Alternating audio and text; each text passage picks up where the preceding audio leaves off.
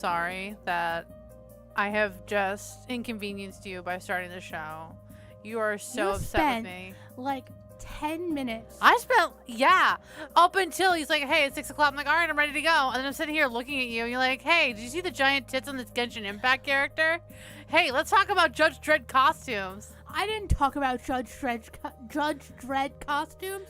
You did. You did. You challenged me on my knowledge of Versace. I didn't challenge you. I just said, yeah, what do you know? And then you're like, let me tell you what I know. It's like if you challenged your roommate on Highlander knowledge. What about Highlander? It's like if you challenged your roommate on Highlander knowledge. Oh, no. He could tell you the children of the costume designer. He could. So, hello and welcome to another episode of Otome Clock. Which we're finally doing again because people aren't sick. Yeah, well, you got sick, and then my leg decided, what if I become a blimp? I'm like, can you not? Like, my leg was getting so big, I felt the skin was gonna not do nice things. Yeah. Why is it saying I'm streaming Stardew Valley? Hold on.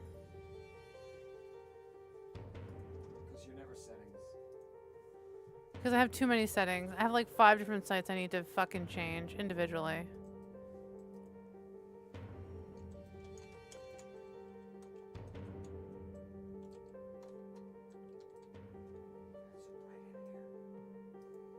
You can turn on like every light in the damn room. To be fair, we need it. We're sorry, filming. Smelly Millipede. Restream decided to overturn what I had switched Twitch to. This is actually Andromeda 6. But if you want to see us play Stardew Valley, we are going to be doing that next Thursday. You're more than welcome to hang out with us. We're just basically going to be reading a visual novel to you. Yes. And being absolute assholes. So that's what we do here. Hey, only Damon is an asshole. And Vex. Vex gets... Bro, it's been so long since we played this. I can't remember who anybody is. I just know I want to bang... I want to smooch the captain here, because he's so grumpy looking. Calderon the blonde is the captain. Bash, the next in line in the top row. Ashley, do you make sure... Are you on this screen, Ashley? Am I on the screen? Where am I? Who am I? What am I? I clicked away to the wrong thing. Hold on a minute. Well, that screen is up. Okay, I was just making sure. That has happened before. Yeah, I know. Okay. Wizard Star Trek. Megan, thoughts? Wizard Star Trek? Is there magic in this game? No, there's just sci-fi. It's just sci-fi. Just sci-fi, baby. So top row, blonde, blue eyes, that's Calderon. Middle, top row is Bash. He is the engineer. Okay. End of the top... I swear to God. End of the top row, he has to be kneeling down. That's Juniper. Juniper's like 6'5", I think. He's the gunner. Juniper is the gunner. That's Damon. He is second in command. He looks like he's about 5'5", but will still try to stand on tippy toes just so he can look down at you. Funnily enough, he is 6 foot because... The other guys are on apple boxes so they can be in the shot. Yeah. Next to Damon, who's the one with the dog tags on the... Yeah. Next to Damon Mr. Tryhard. Got it. Next to Damon is Ayame. She is the pilot. She's adorable. We love Ayame. Next to it... Yandere? Is that what Ayame. Yeah, definitely not Yandere. Next to Ayame is Ryona. She is the medic. What's her name? Ryona. Leona. She reminds me of... Ryona. She reminds me of Liari from Mass Effect. I think it's just the skin tone. Because they're both blue. And ladies. And the redhead we haven't actually met yet. His name is Vex. We'll meet him tonight. I guess he looks like he'd be good. Like, I am really drawn to Calderon. That's because you want to annoy him. I do. It's my personal mission in this life to harass the fuck out of this man. So, one of the that top I've just ships, met. one of the like top ships, like outside of who the MC is dating, is Calderon and Damon, because Damon also makes it his job in life to annoy Calderon. Gonna give this man a goddamn aneurysm by the end of this game. Yeah. And you might be able to tell what Vex's job is. What with the gun. A snipper? He's an assassin. Yeah. Well, Damon's an assassin. Vex is a sniper.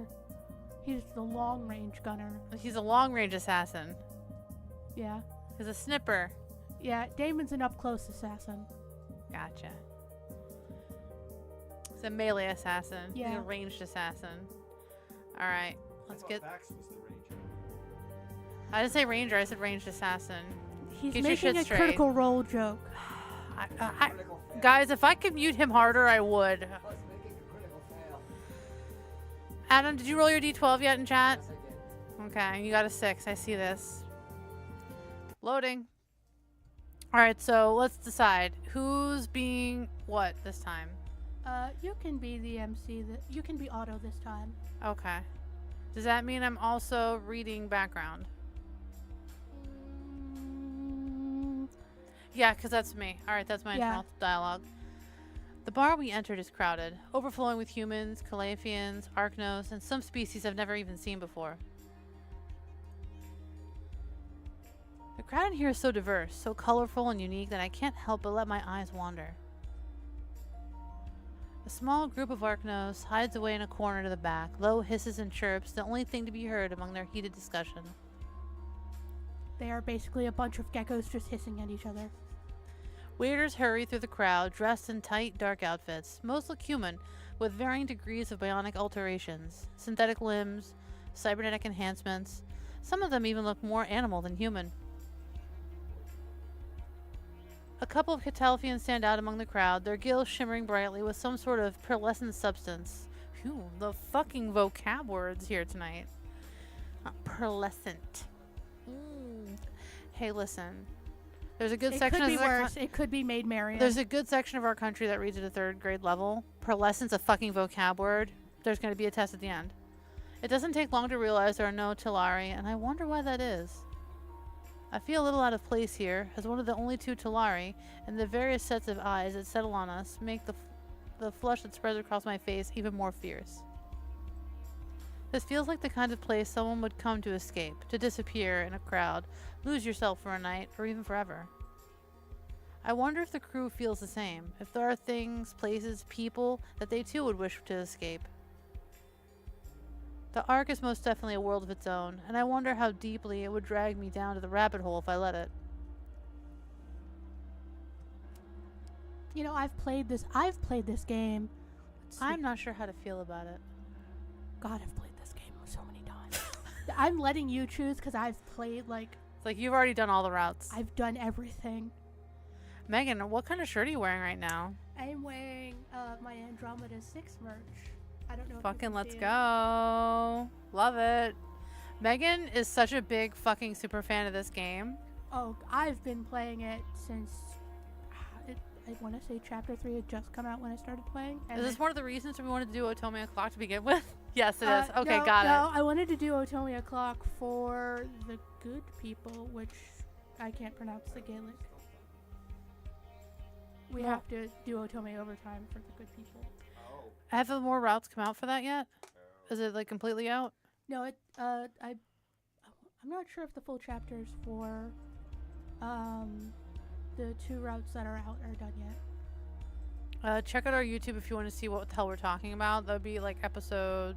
That's the second game that we play, because the first one is Lost in Limbo. Yeah, And I think that's 2 episodes, and then after that is the Good People. yeah, it'll be from like last August. Oh my god, we've been doing this for a fucking year. Yeah. All right, it's a lot to take in. The lights, the crowds, the noise. But at the same time, this could be exactly what I need after spending the last few days cooped up on the ship. Now, do we want to preface what the hell happened last time?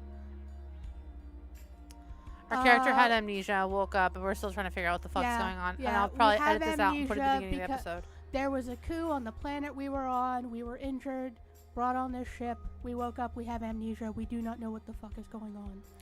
Should mark down that. Megan, mark down that as a timestamp so I can edit that later. So I'm gonna haphazardly cut this out, spoosh, spoosh, and put it on the front of the episode 2, or or 5 or 16 or whatever the fuck. How far in are we? How many minutes in? It is 10 minutes and 12 seconds.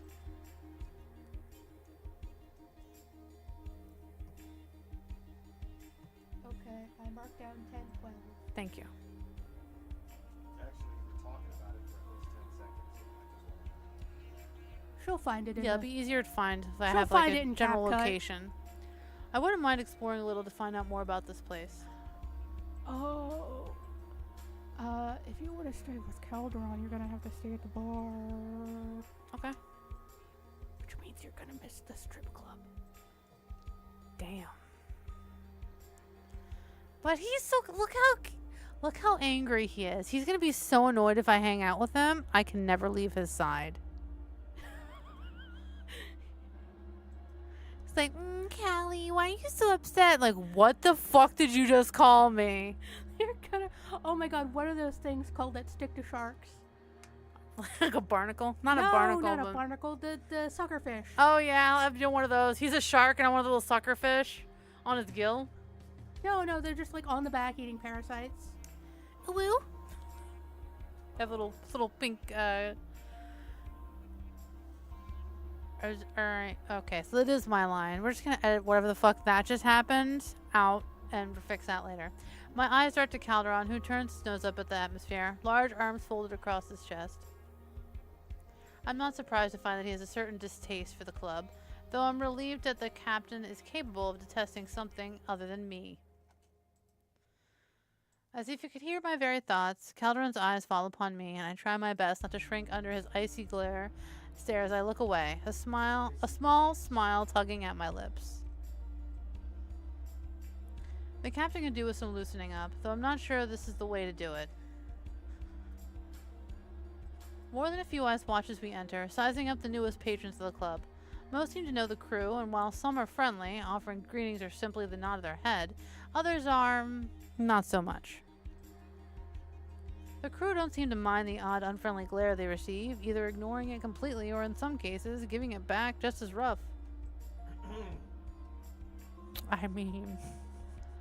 Don't wander too far. It's safe enough in the club, but don't leave this place on your own.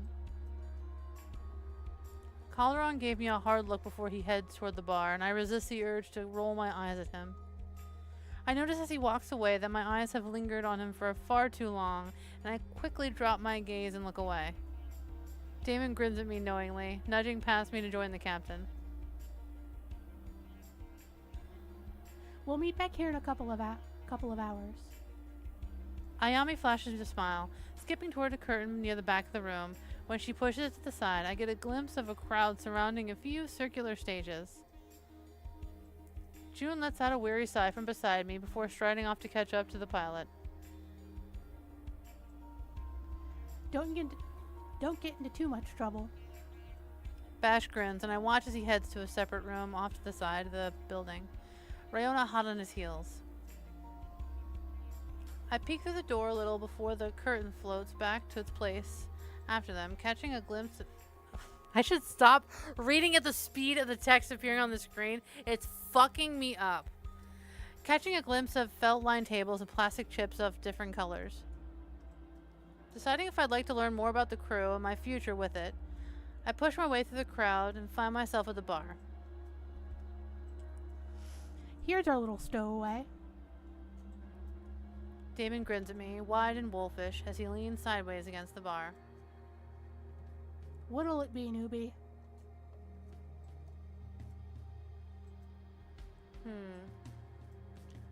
Okay. What do you want to drink? He's probably gonna have hard liquor, I'm guessing, right? I'm not gonna tell you. Whatever he's having. Ugh, whatever you're having. If you're sure. Damon signals the bartender, ordering our drinks, and I watch the strange purple concoction being poured in front of us. Wisps of turquoise smoke spill over the rim of the glass. Damon pushes towards me, his bright eyes fixed on my face in subtle amusement.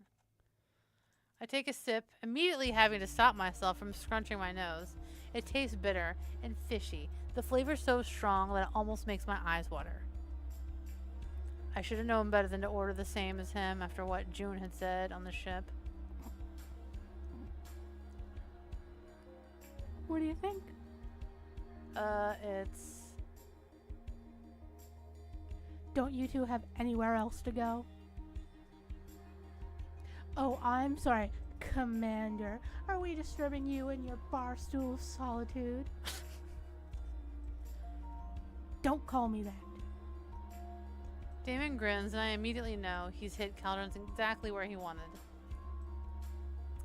But it's such a good title. Calderon tenses, his shoulders tight as Damon turns to me.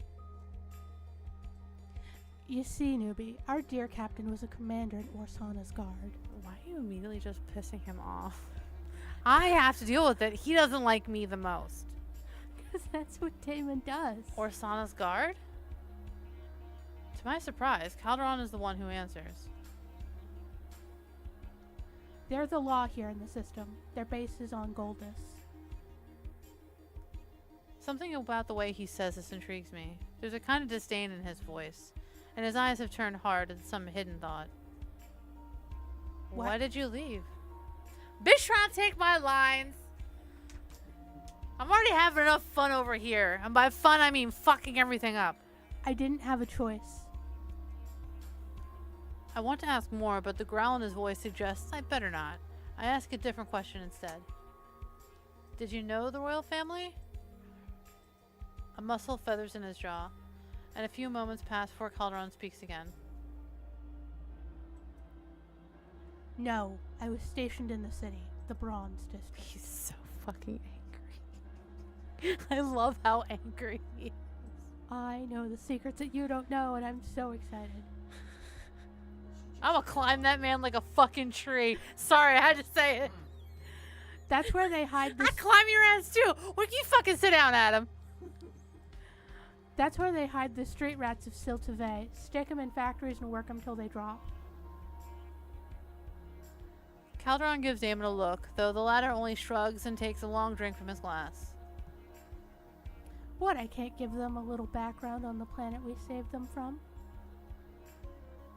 I'm on the verge of telling him that it was, in fact, June who did all the saving, but when Calderon makes an unimpressed sound, I keep my mouth shut. Let's see if we can't hotwire that brain of yours with a little bit of info, That sounds... Siltave has 3 districts. Gold, home of luxury items, jewels, high-end tech, and fashion couture. Think of all the pompous, hoity-toity assholes you've ever met, and chances are that's where they're from. Calderon. I resist the urge to glance at Calderon, and I think Damon notices by the knowing glint in his eyes. Silver, technology and trade. All transport to and from the capital goes through this district, and is closely monitored by the guard. And bronze, factories, power plants, and steelworks, the dregs of Goldus, where they assign only the luckiest of guard members. Oh, they didn't like Caldi one little fucking iota. He was the problem because he wanted to follow the rules, TM. And people didn't like that. And he was a rich boy. Oh, he a rich bitch. We love a rich bitch. Damon shoots... Oh, sorry. Bitch? That's your line. Bitch! Bitch? Bitch! Damon shoots a look at Calderon before leaning in and whispering to me. In my opinion, I think that's where they station the soldiers who aren't good at much else. I don't know where my fan is, but just know the tea is piping hot. Here it is. The tea. His lips quirk and my phone follows suit. Calderon appears to be pretending not to have heard him. All citizens of the capital work and live in these districts. For the glory of Goldus, as they say. His smile peels away in an instant, and he rolls his eyes as he mumbles into his glass. What is it, Mr. Potato Head? They peeled his smile. Bunch of bullshit if you ask me, but does it ring any bells? He scans my face with those sharp eyes, but all I can do is shake my head. None of it sounds familiar. Maybe I'm not from Goldus after all.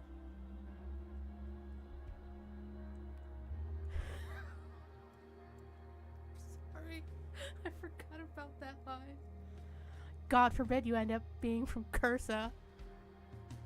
I'm guessing that means something. Damon's from Cursa. Oh, nice. Damon scoffs as he drops his glass back down to the counter. My planet breeds warriors, I'll have you know.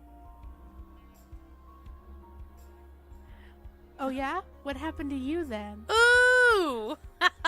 Shots fired.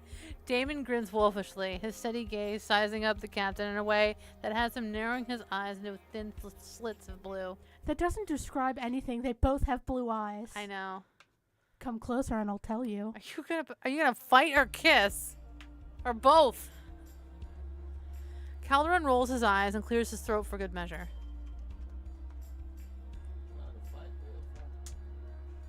Last I heard, you detested your planet. Why are you defending it now? You want to talk about detesting planets? You look pretty content to sit on your ass instead of trying to find a way back to yours. He's so... Now Damon's mad.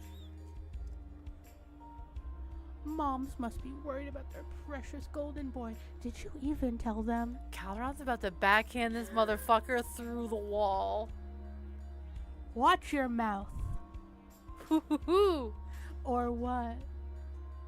The mood around us grows thick, and I'm almost tempted to slip away and let them sort out their shit on their own. Eventually, Calderon lets out a heavy sigh. I don't want to talk about any of that. Damon bangs a fist on the bar in front of him, and I think it's the first time I've seen him genuinely pissed off. Aren't you the one always poking at me to talk about shit? We have more important things to worry about. The fact that Calderon hasn't completely decimated Damon surprises me, and I wonder about the nature of their relationship. Fine. Suit yourself. They turn away from each other, the air between them thick with tension. I feel like I should speak up, but before I can find the words, I notice Damon freezing me in place with that icy stare. Let's talk about something else, shall we? Or rather, someone else. Don't come after me just because you're angry with him. I throw a thumb in the captain's direction, but Damon doesn't take the bait. Nice try, but it looks like we have a new dilemma on our hands. What exactly are we going to do with you, newbie? Calderon rolls his eyes and clears his throat as he looks me over. I'm gonna become Calderon's body pillow. I don't know about the rest of y'all, but I know what I'm doing. What he means is we don't do charity. You stay on the Andromeda 6 if you're going to be... Oh, you can't stay on the Andromeda 6 if you're just going to be another mouth to feed. Which means you've got to work. Adam, I think we're sharing the same brain cell again. Look, I mean, there's things I could do for you. I mean, I could do a lot with that. Easy there, J.K. Simmons. Damon looks me up and down, and I swallow around the nervous lump that's forming in my throat. Yeah, you better learn how to swallow. What kind of work?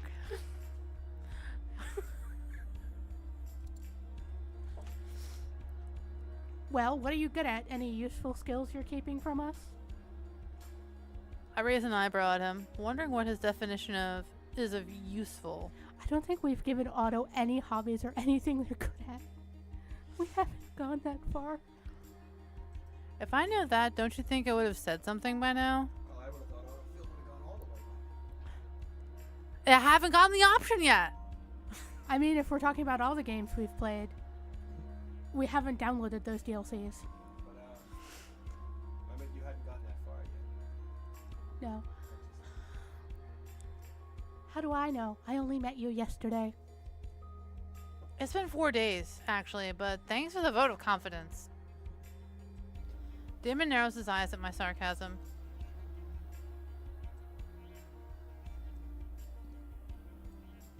Look, you can stay on the ship until you figure out what to do next, but you've got to be able to pull your weight.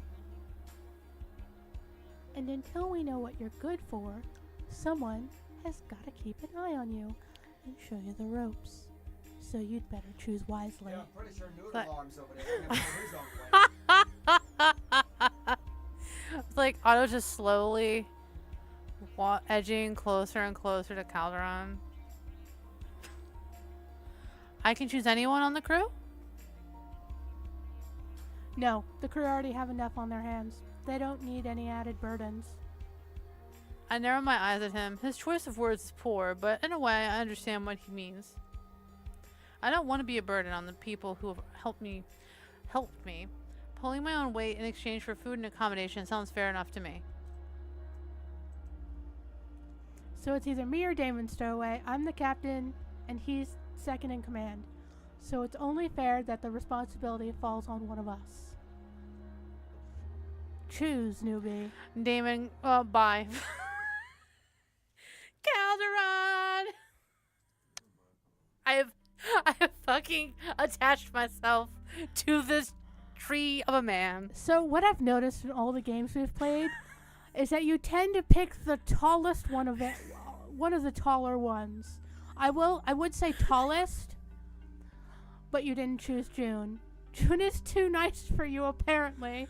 June is nice, but You must annoy. yeah.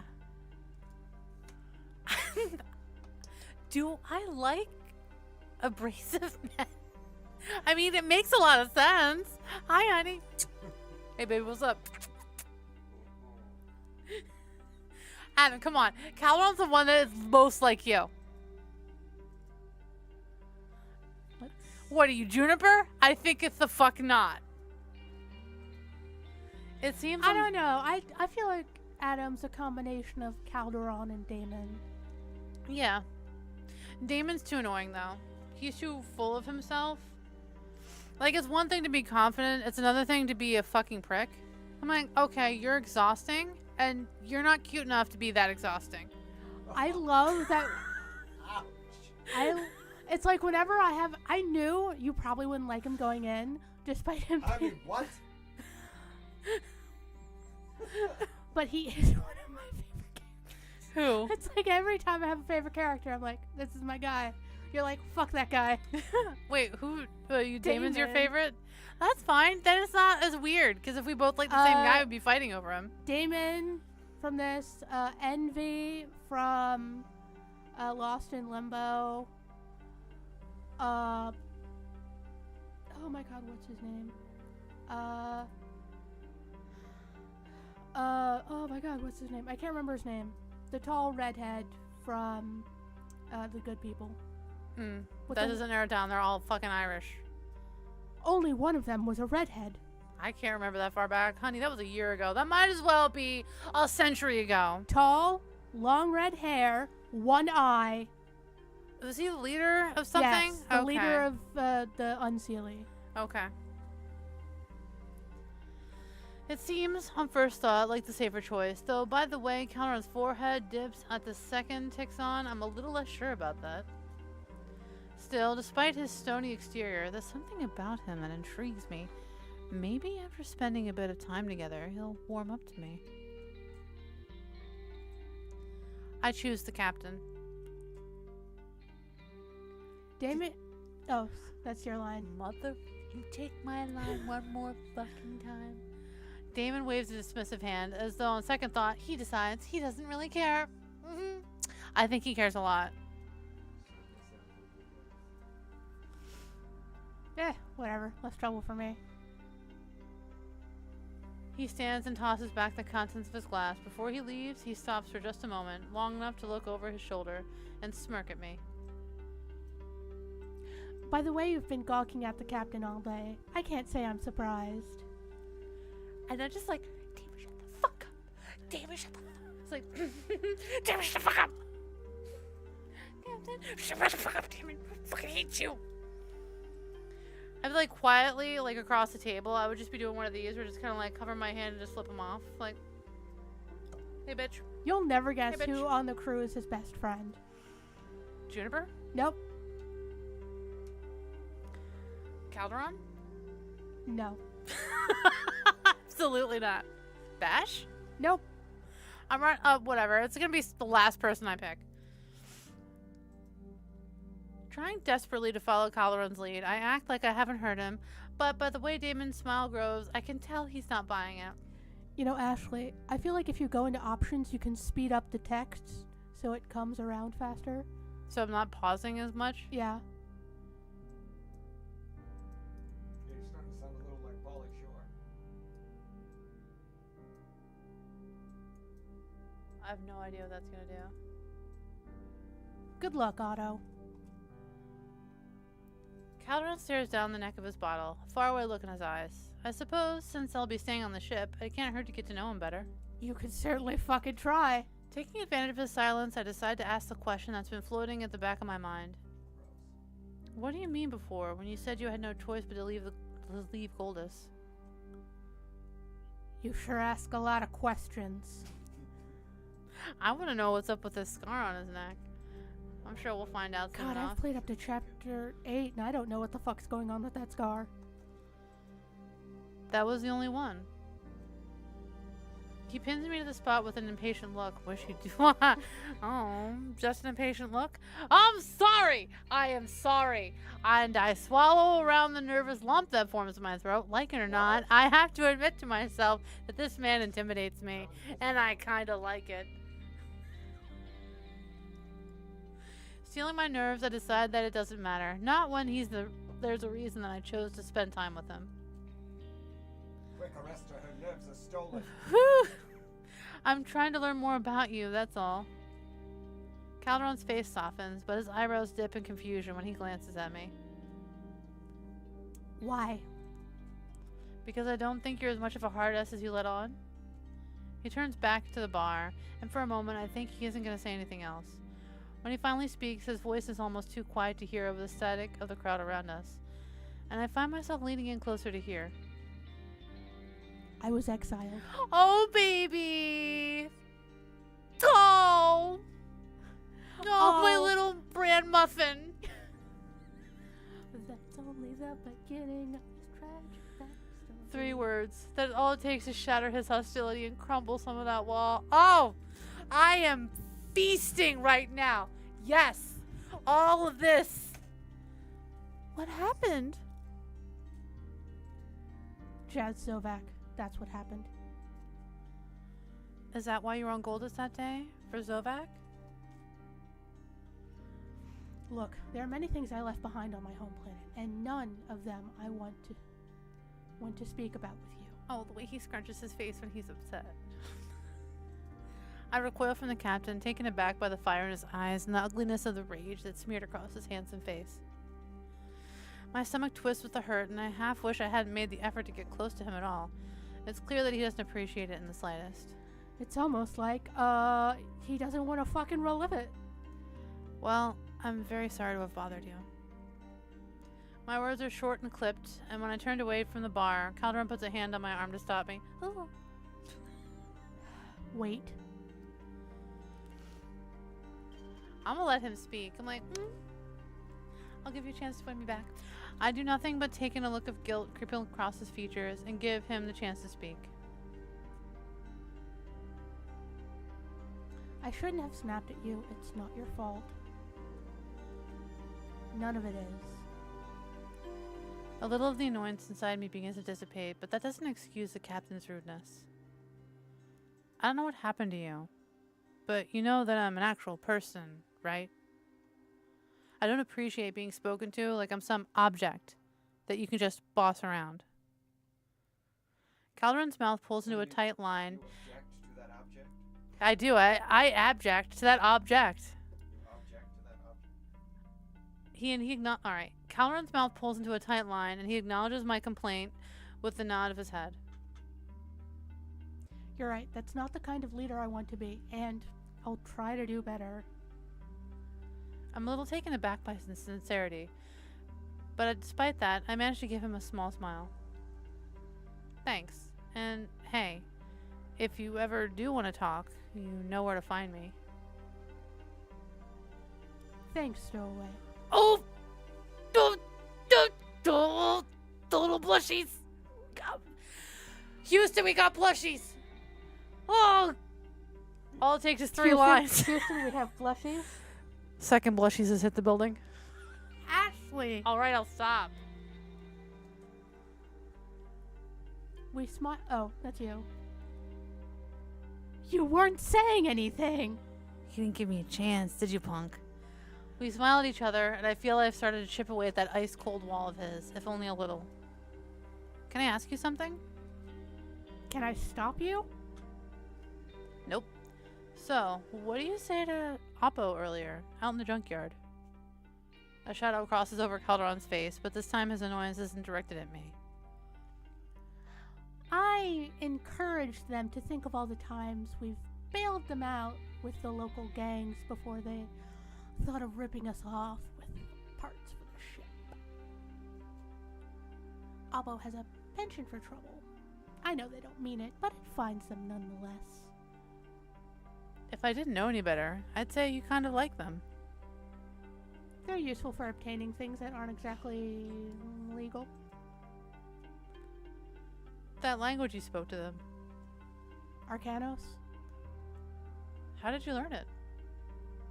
I had an expensive education. My mother's wanted a good life for me, so I was tutored not only in the common languages of our system, but also those of our neighbors.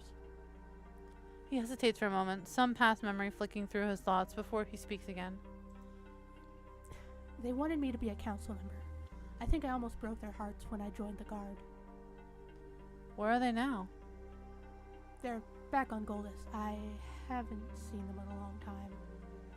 He clears his throat before he glances over at me, forcing a smile that seems anything but real. I'm boring you with all this talk. You should go and explore the club. Have some fun. Oh, honey, I'm having plenty of fun. I'm hanging out with you. Flirt! Flirt! Yes. I'd rather stay with you. You're not boring me. I'd rather stay here and talk to you. Calderon raises an eyebrow, as though he doesn't quite believe me. A few seconds later, he smirks. You sure you didn't hit your head again? Unless I fell out of bed and bumped it while I was sleeping, I don't think so. He huffs a laugh, the deep sound cutting through the music and the conversation surrounding us. That didn't take much. Didn't take much at all. I just got the skills to pay the bills. You know what? You can read that line. Well, maybe it's dangerous for you to be sleeping alone. Oh! So when's the wedding date? What planet are you getting married on? In space. The white hot panic on his face. I'm sorry, darling. Your Freudian slip is showing. In space, no one can leave your moan. Oh. Oh. Okay, that's enough of that. I mean, I didn't mean it like that. I can't stop myself from laughing at his blunder, and even he can't help but chuckle at himself, though I don't miss the subtle flush of red staining his cheeks. Where is it?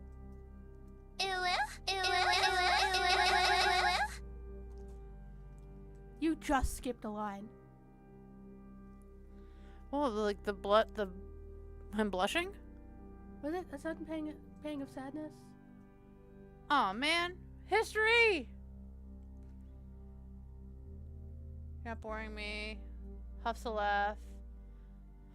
Can't stop myself from laughing at the blunder. A sudden pang of sadness hits me for this man who's so guarded and who seems so unwilling to let anyone in. Okay. So cute. So woo-woo.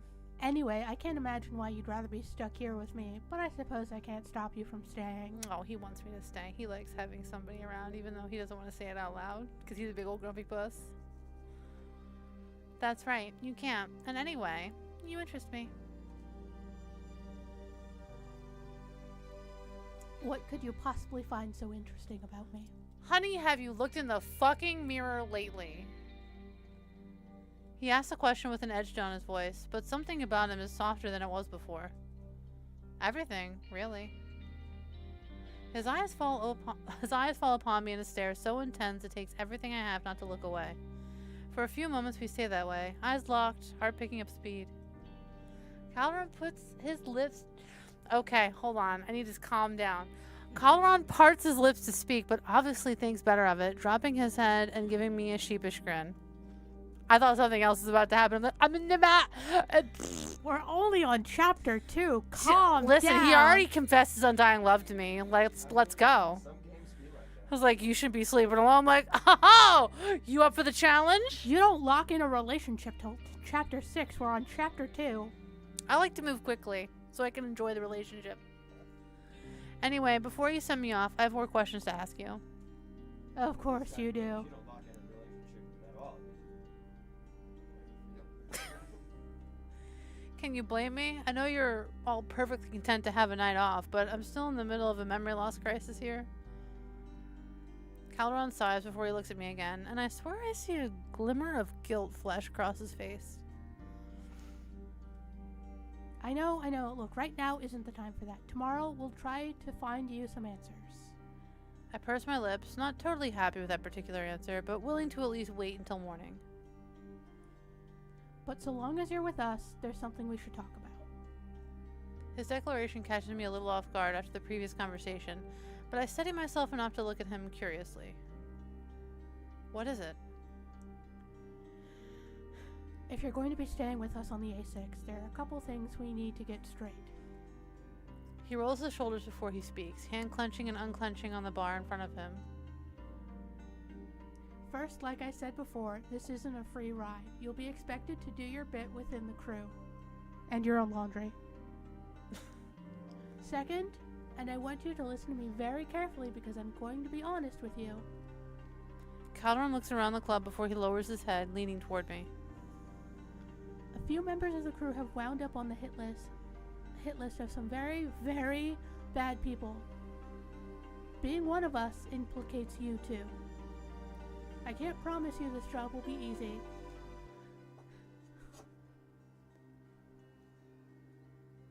You can't see it, but Adam has a hand puppet next to me. What hand puppet? Nobody knows what you're talking about. And it's just helping you. I can't promise you this job will be easy, but you'll have a place on the ship. And if by some miracle you remember anything about where you're from, we can help you get there. He straightens up at once, giving me a hard look. Are you sure you want to be a part of that? I mean, fuck it, why not? I can't remember anything else. I'm sure. I am sure. While I haven't known all of you for long, I feel this is where I should be. For now, at least. Calderon nods, and I get the strange feeling that my answer has pleased him somehow.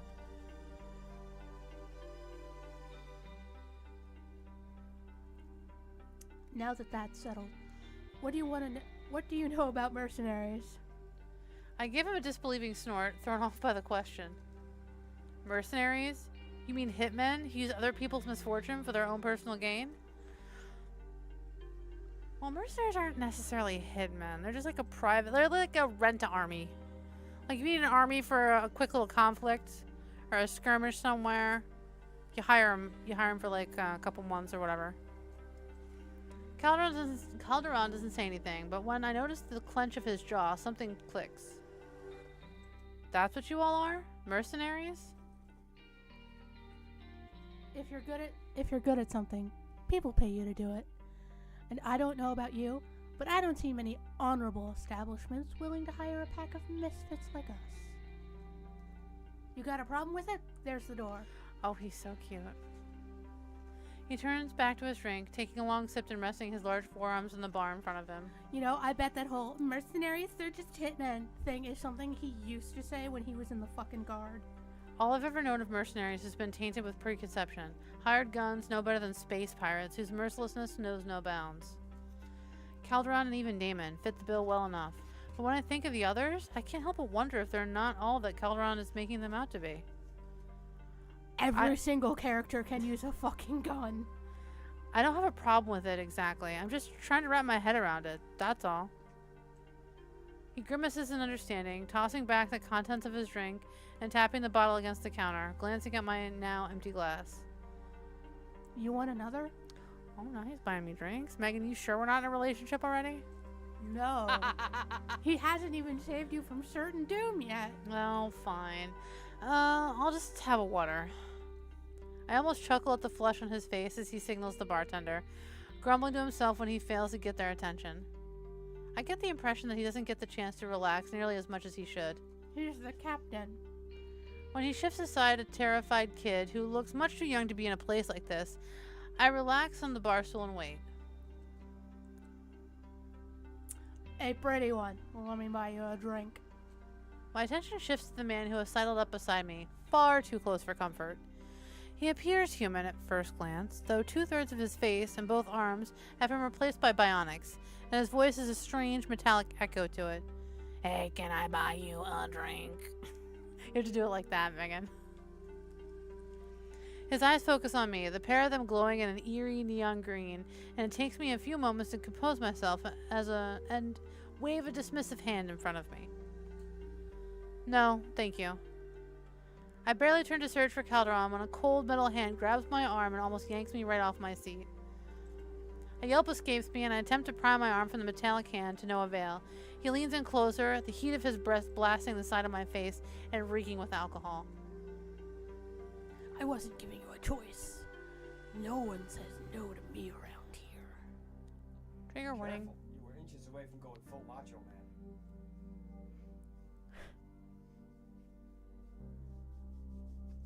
How about you back the hell off before I fritz that tin can you call a face?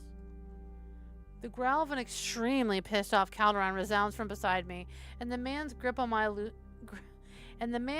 me loosens before he drops his hand completely. Apologies, Captain Lynch. I had no idea this one was taken. Again, referring to me as an object. Fucking hate that. You object to that object? I do. I do indeed. Sure you didn't. Are you content with this content? It's only when the man leaves that Calderon removes his fingers from the blaster hanging at his side.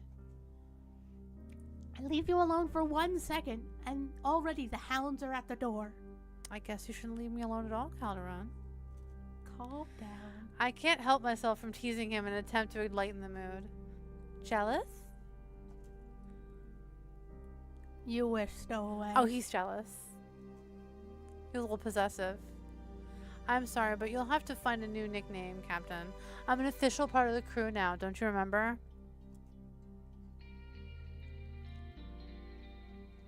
How could I forget?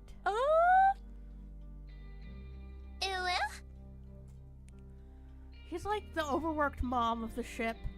Bless him. He needs a day. He needs a spa day. Just don't make me regret my choice. Thanks for saving me. It's hard to tell under the fluorescent You were talking lights about blushies earlier, Ashley. Oh my god. It's hard to tell under the fluorescent lights of the bar, but I swear the captain's face flushed a deep shade of red. Ooh, woo.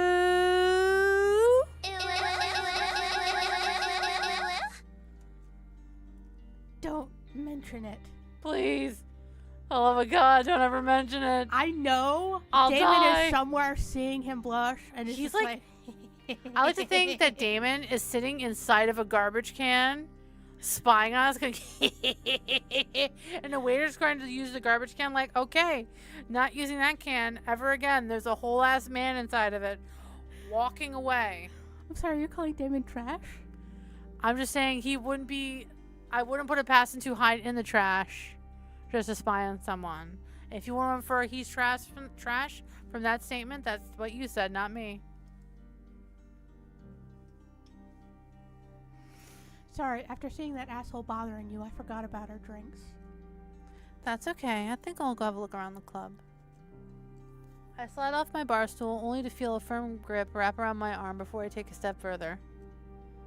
Just be careful. Don't wander away from the club on your own, okay? I roll my eyes before settling on him again with a smile. I'll be fine, Captain. See you later, stowaway. He's really comfortable with that name. Ooh. Look around for Damon. Yeah, he's hiding in the garbage can again. Wondering where Damon might have slinked off to, I peer through the crowd. Surprisingly, I find him not far away, seated on a stool further down the bar, When I approach, he slides a glass my way, and with a sinking sensation, I notice it's filled with the same weird krill drink I had earlier. Knew you'd come looking for me sooner or later. Do you want an award? I take the glass, wondering if I should tell him that his favorite drink is actually extremely disgusting, and I have no desire to ever put it in my mouth again. Upon deciding that's rather not the spoil the nicety of him actually buying me another drink, I force myself to take a sip. It's good, right? The secret is he actually hates it too, and he's just doing it to antagonize me. I wouldn't put it past him. I make a face and stick out my tongue, unable to pretend any longer. I'm sorry, but no, it really is disgusting. Well, more for me then. Damon whisks the drink away from me, and I let out a brief sigh of relief.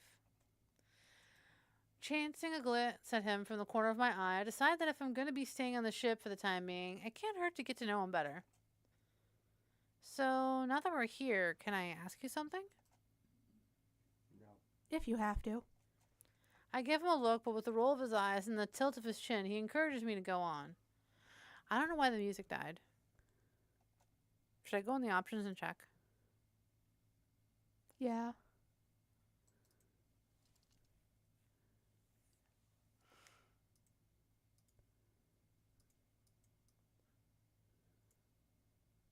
Well, unmute it.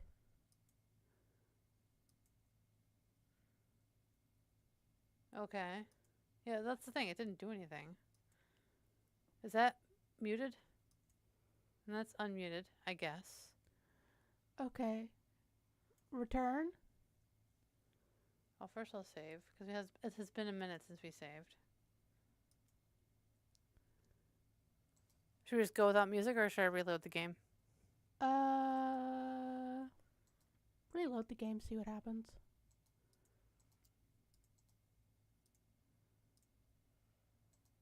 Maybe there's no music in this section, I don't know. It's like the music kind of stopped, which was weird.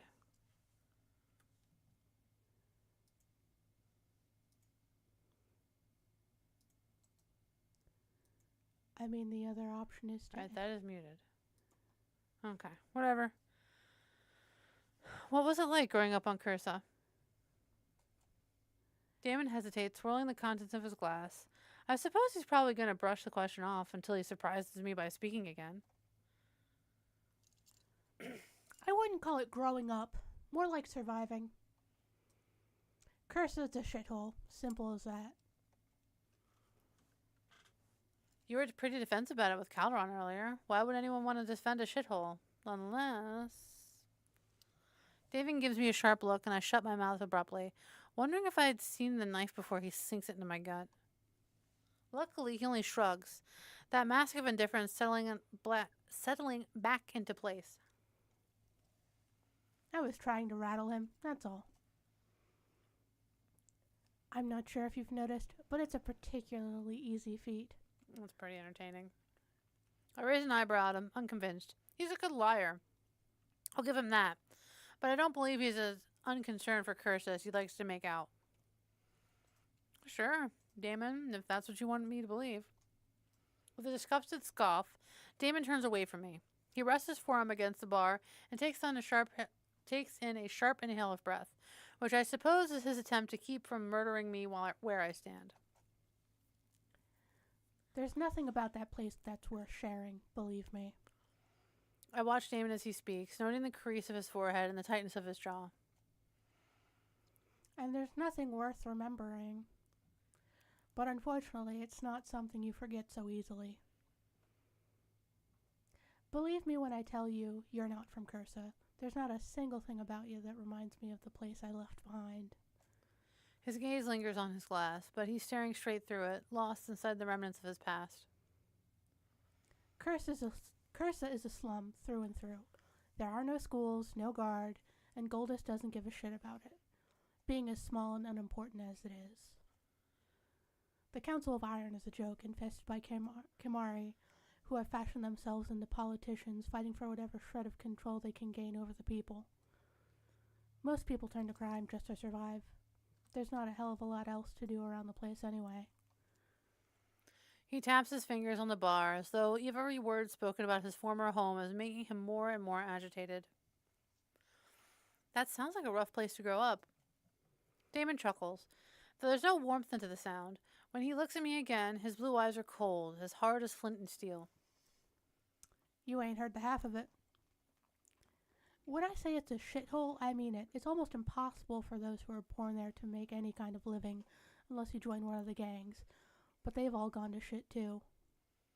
I swallow around the lump in my throat. It's suddenly beginning to make sense why Damon is the way he is. It can't have been easy growing up in a place like that. Was it always that bad? Damon taps his fingers, he thinks, sliding his tongue over his teeth and fixing me with that hard stare. I don't think so, but time and neglect is enough to make anything crumble. Something about those words made me pause, and I wondered just how long it took for Cursa to fall so far. I've heard there are minerals out in the wastelands, but the storms make them too dangerous to harvest, and no one has ever given enough of a shit to find a safer way. The only dream worth having on Cursa is finding a way to leave it, and trust me, once you make it out, you don't go back. Ever. How did you make it out? None of your business, newbie.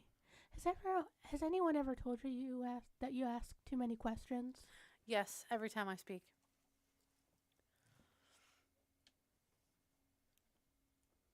Should I? Do the middle one. Maybe you can ask me something for a change. Damon chuckles at the idea, and the glint in his eyes tells me I should probably regret opening that door to him. I don't think you want me to do that. Try me.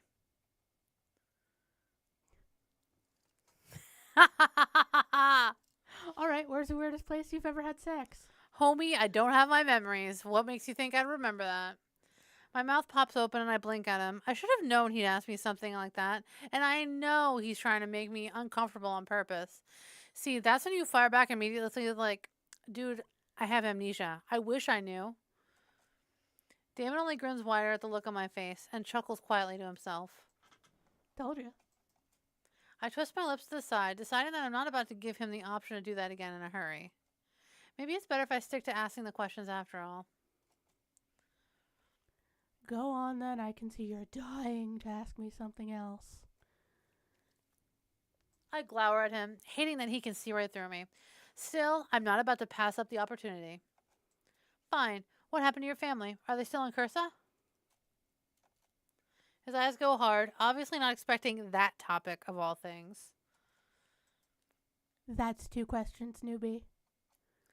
His voice is rough, and for half a second I think he's going to get up and leave, until he rolls his neck and fixes me with a hard stare. I don't have family, or anyone else who gives a shit about me, for that matter. Happy now? His voice is bland and uninterested, but he's not as good at hiding the hurt as he thinks he is. I can't remember if I have a family of my own. If there's anyone out there waiting for me, wherever I came from, I have no clue, but actually knowing that you have no one, that's worse on so many levels. You're married with 17 children. I don't want to flirt with him, so I kind of give a shit. Well, I kind of give a shit. Why? I've known you for 4 days. I don't know. You're interesting, I guess. Damon narrows his eyes at me, as though he's not quite sure what my angle is here. And I suppose you're kind of funny. 45 degrees. Sometimes. You want to be my friend, don't you? The question catches me off guard, and I suddenly find myself tripping over my words. No, I just... Damon and Otto, best friends forever. Besties. Sorry to break your heart, newbie, but the spot's already taken. I give him an incredulous look, something in me starting to question everything he's ever said. By who? You told me there's no one who gives a shit about you.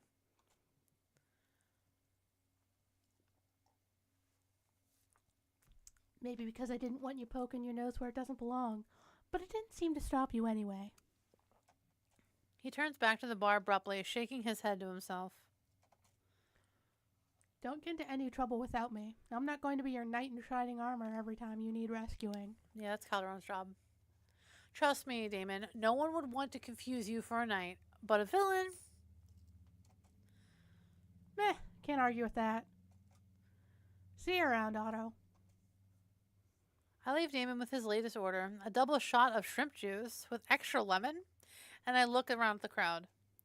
Turning away from the bar, I'm drawn to the shouts floating my way from the room in the back of the club, followed by a round of loud cheers. Okay.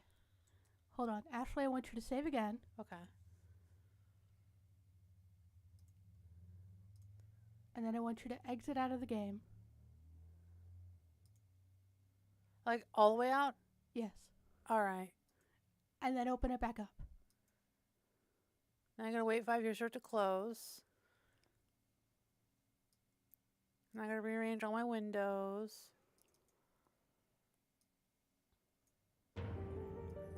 Well, we have music again. Go to options, just make... I just closed it again. Trying to move the window. Oh, you fucker. God damn. Okay, go to options, just to make sure the mute all button isn't still clicked. Like, I doubt it, but like, just to make sure.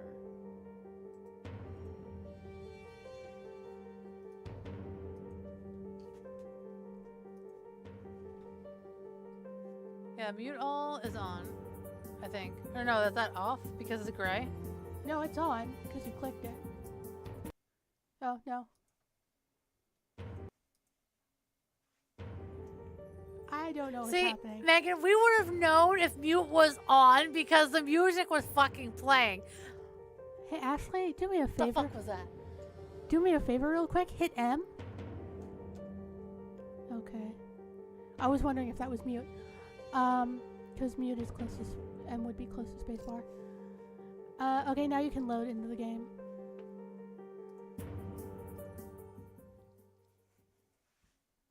Oh, fucking gremlins in the studio, Megan. I think maybe there's just not music at this part. Alright. You think... I don't know. I don't know, man. I make my way through the crowd, sliding around a dark and dodgy-looking dance floor before I push aside the curtain into the back of the room and freeze. There we go.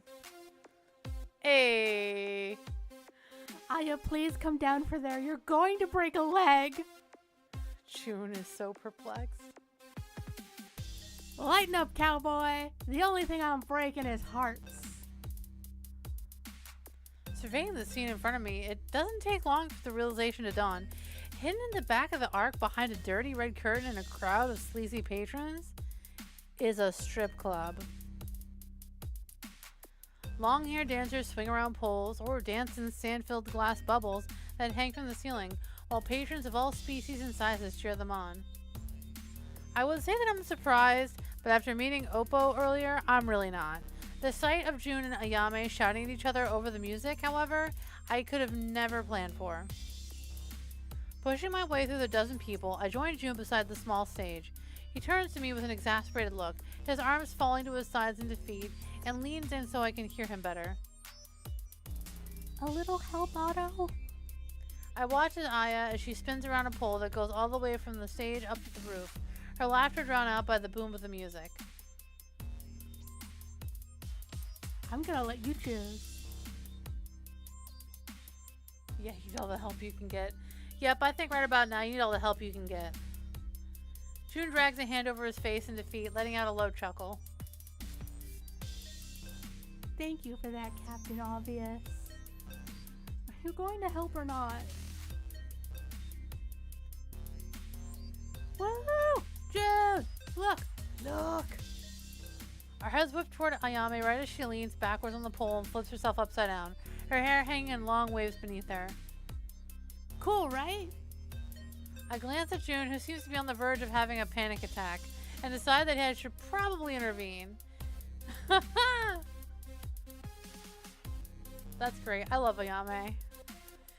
Aya, maybe you should come down now. No way, Grandpa June is trying to kill my vibe. Don't let him suck you in. Aya laughs and hooks an ankle around the pole, spinning around so many times I feel dizzy just watching her. I'm not trying to kill your vibe. I'm trying to make sure you don't hurt yourself. Chill out, Dad. Loosen up before you end up with this stick in your ass the size of the captain's. I mean, if that's what he's into, that's what he's into. Their eyes lock on each other, unflinching and interrupted only when Aya twirls around the pole, her face appearing a mere moments later to continue the glaring match.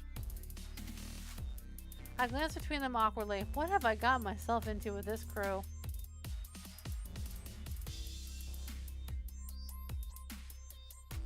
Just let Ayame just live her life.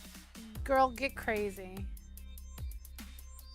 June, I think we should leave Aya to have her fun. We can keep a lookout from one of those booths over there.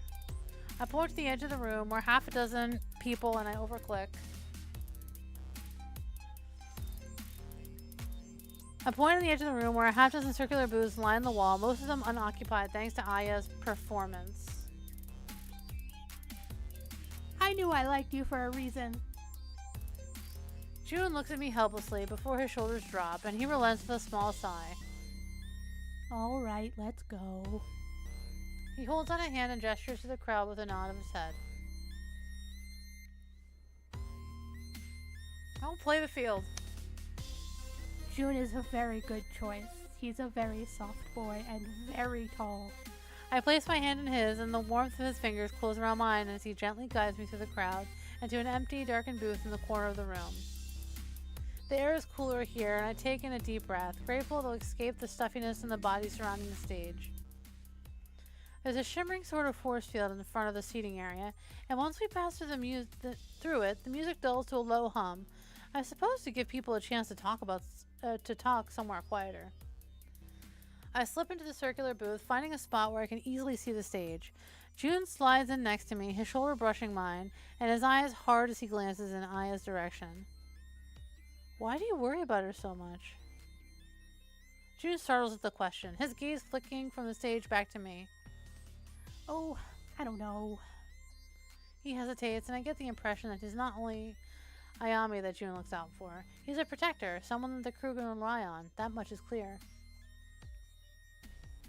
I suppose it's because she's already been through so much. I don't want anything else bad to happen to her. A small smile tugs at the corner of his mouth, and he glances at the stage again. You know, it was Aya who convinced me to join the crew, not on purpose. She actually told me it was a good thing when I turned them down at first. I think being stuck alone with Calderon and Damon was getting to her. But there was something about her, something that reminded me of... He trails off, and a shadow of sorrow crosses over his face. Anyway, I knew she was the kind of person I wanted in my life. And also, she has a knack for getting herself into trouble, so I guess that's why I worry. He smiles at me softly, and I can't help myself from asking the next question that crosses my mind. Are you interested in Yame? Like, romantically? June's eyebrows shoot sky high, his soft gray eyes widening in surprise. Oh, no, it's not like that. I think of her more like a younger sister. That's why I don't like people looking at her the way that crowd was. That's a loud cheer. There's a loud cheer and some shouting from a near stage, and when my gaze snaps to the source, it's to find that Aya has pulled some poor soul up onto the stage with her, the two of them spinning around the pole at alarming speed. Again, I can see June's anxiety starting to spike, so I think quickly of how I can distract him while Aya has her fun.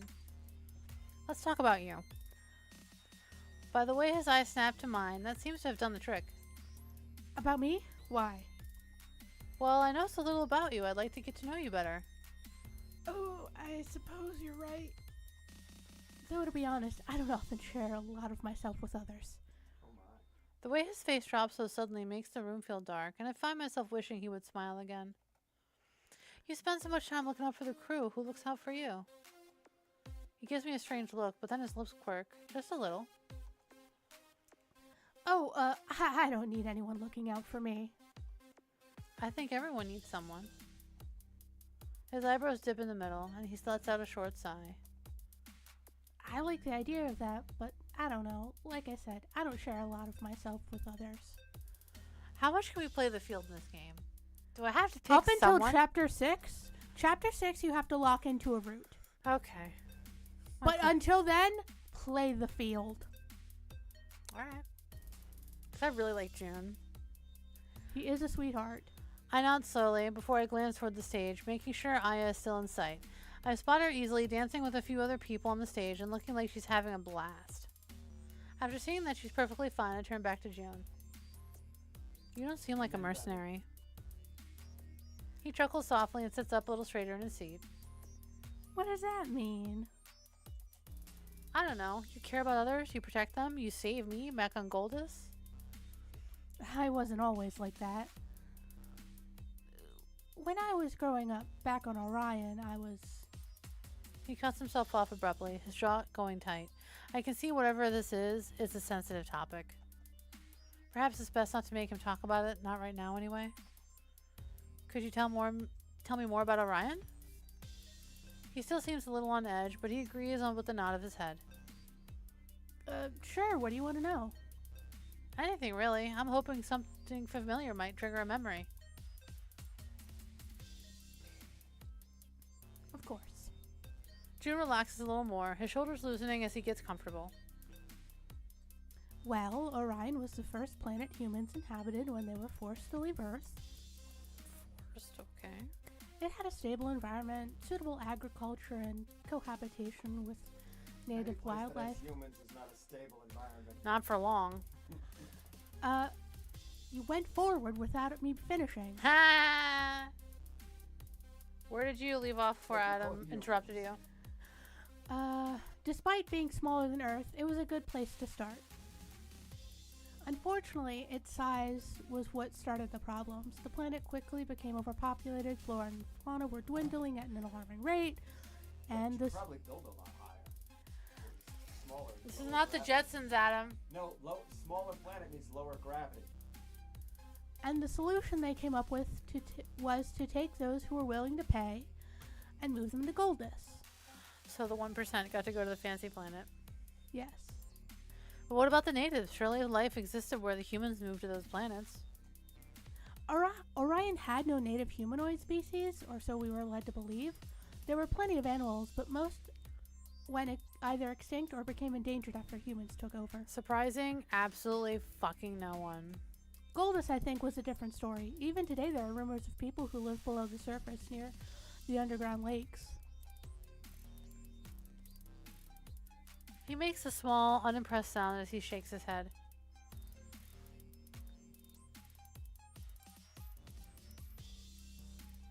It makes you think, doesn't it? Were there really two perfect planets that existed with no former life waiting for us to take them? Or is that just what they wanted us to believe?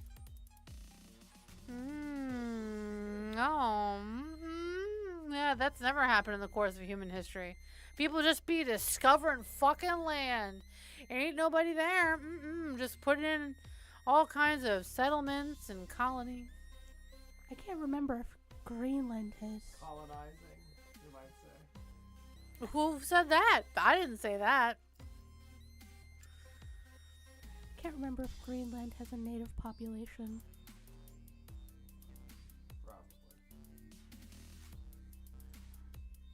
And then we discovered Terranium and Cursa after that. Humans worked with the Catalphans, eventually subjecting them to their rule. And with the Arcano habitable only by the Arcanos, only one alien stronghold remained. Is it Arcanos or Arcnos? Because there's no other A in there. You're saying Arcanos. I think it's Arcnos. I don't know. There's a pronunciation guide somewhere. I don't remember where. Talaran. Drew makes a face, a kind of grimace, and I can't quite tell what his thoughts are on all of this. Anyway, you asked about Orion. The planet itself is beautiful enough, modern cities, vast oceans. Now with Catalphagon, Orion is the center for science and engineering. Private prison. Oh, you okay, Megan? Sounds like you're coming down with a case of the military-industrial complex. She's got a military-industrial complex. He hesitates as. Oh, sorry, that's you. You bitch. He hesitates as he looks down at the table, his fingers instinctively going to one of the bracelets that sits around his wrist. The mining business was, and still is, their most profitable sector. Nickel and iron ore, mostly, but there's another mine, and it's... People? He struggles with the words, disgust and bitterness lacing his words so thickly I find it harder and harder to distinguish the gentleman beneath. Deep in this mine, they discovered a substance, a green glowing metal, something much older and much more dangerous than anything the humans had crafted up until then. Oh, great. So then they try to snort it.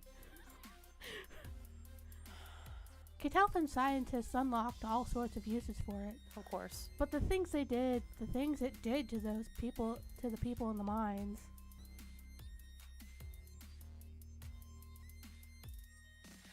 What was it? That green metal. It's called Orionite, and it was, still is, more powerful than any other substance in Solota. Fuel, power, whatever you can think of, it increases its potency 100 times over. How many people have tried putting it on their dick? There is a more than 0% chance people are like, you know what? Increases potency, right? I'm gonna put a little bit on my dick. And then the dick immediately falls off. But the substance is toxic. The fumes are poisonous to anyone who gets thrown in those mines, yet no one cares. Catalpa paid the ultimate price for messing with something that should have been left buried deep in the ground. But do you think that stopped them? June stops No, abruptly. because they were dwarves. June stops abruptly, his throat bobbing uncomfortably and his eyes hard. His hand twitches on the table in front of him, knuckles turning white where he clenched them tight, and his jaw gritted hard. June? I place a hand on his arm, and finally he pulls himself out from wherever the hell his past had thrown him in. His eyes glistening with unshed tears, and the rage that fills him just moments ago vanishing. I'm sorry. I'm sorry, Otto. I shouldn't have said so much. My gaze drifts to his hands, and it's only now that I notice the raised marks. The old scars that cover the skin on the back of them, traveling all the way up his forearms and disappearing beneath his sleeves. Megan, is that what I think it is? What? Scars? Yeah. Yeah, they're scars. Okay. Are they what they think they are? What they... They're medical in nature. Okay. Around each wrist, he wears a bracelet made of brown leather with small silver plates. I swallow around the lump in my throat. Otto's got a lot of lumps in his throat. He should probably see a fucking doctor. It's like, you got a fucking tumor in there? What's going on? There's something about June that seems so sad, and I can't even begin to imagine what kind of life he's had that has caused it. What are you thinking?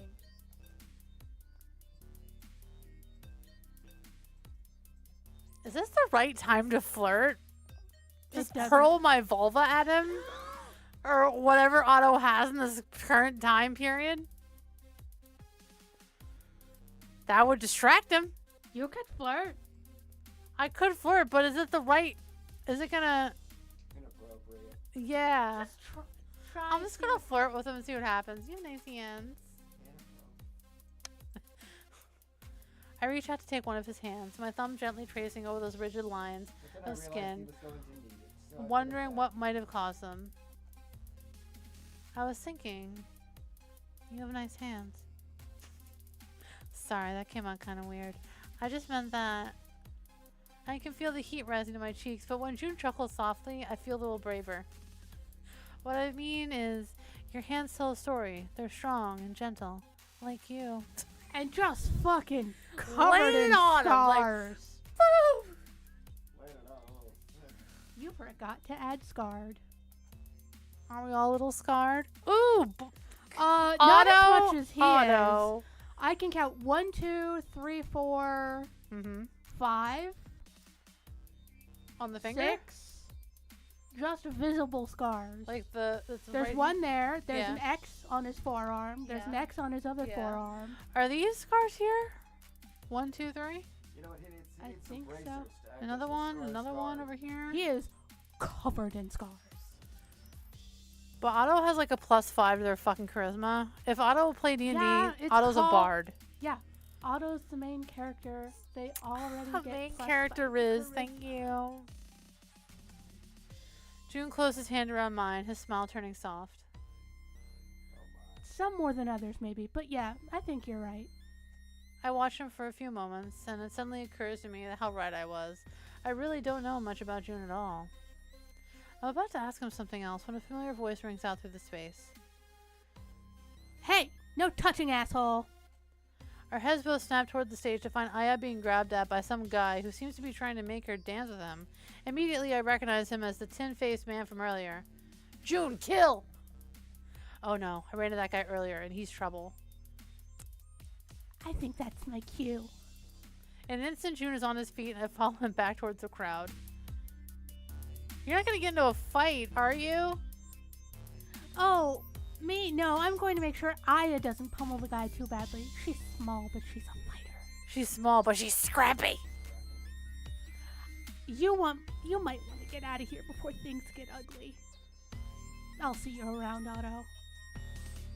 I watch as June heads back to the stage, pulling the guy back by the arm at the same time as blocking Aya's fist mid-punch with his raised hand. Deciding it's probably best not to get involved in whatever's going on to happen next, I slip past the dirty red curtain and back into the club. There's only one place in the club I haven't been yet, and I'm curious to find out how Bash and Riona are amusing themselves. Sidling around the dance floor once more, I've almost made it to the curtain separating the final room from the rest of the club when I feel a sharp pointed nail tap me on the shoulder. When I turn, it's to find Oppo, looking nothing short of delighted that they've found me. They offer a strange, half-bound greeting. I do not accept. Greetings, Otto. How do you enjoy Oppo's club? It is the finest in Las Vegas, yes. Oppo blinks at me a couple times, leaning forward while they wait for an answer. Oh, it's great, Oppo. I've never seen anything like it. Oppo smiles, apparently happy with the answer, as they clasp their hands in front of them and peer at me through wide yellow eyes. Oppo is curious how you met Mr. Bash and the astrologer crew. Tell Oppo the story, yes? Bless his little corrupt heart. Oh, well, So many pouches. It's like he's an RPG character who got thrown into a sci-fi game. I'm gonna lie, because he's trying to steal me. He's always trying to steal me. Oppo seems harmless enough, but after all the warnings I've received about Las Vegas, I'm not sure I should trust him so easily. I met the crew in Siltave. They hired me in as their new, cook. After blurting out the first thing that comes to mind, I want to slap myself on the forehead. Cook? I'm sure the crew is perfectly capable of cooking for themselves. Only like 2 members can cook. Everybody else, they just burn water. Cook? What is cook? You know, someone who cooks food, prepares meals for the crew. Ah, yes, Oppo knows. I let out a breath of relief. A breath of relief? What? Sigh of relief. Listen, it was odd word. Listen, I read it correctly.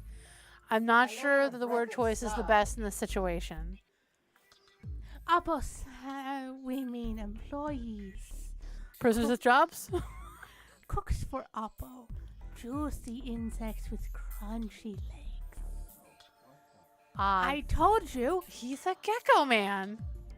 They are gecko man. Oppo's favorite. Oppo smacks her tongue against her teeth hungrily, and if I'd eaten dinner, I'd think I might have thrown it all up at the thought of eating insects. Otto met the crew in Siltave, yes? Yes, that's right. Oppo hears rumors from the royal city. The king and his family murdered. I swallowed thickly.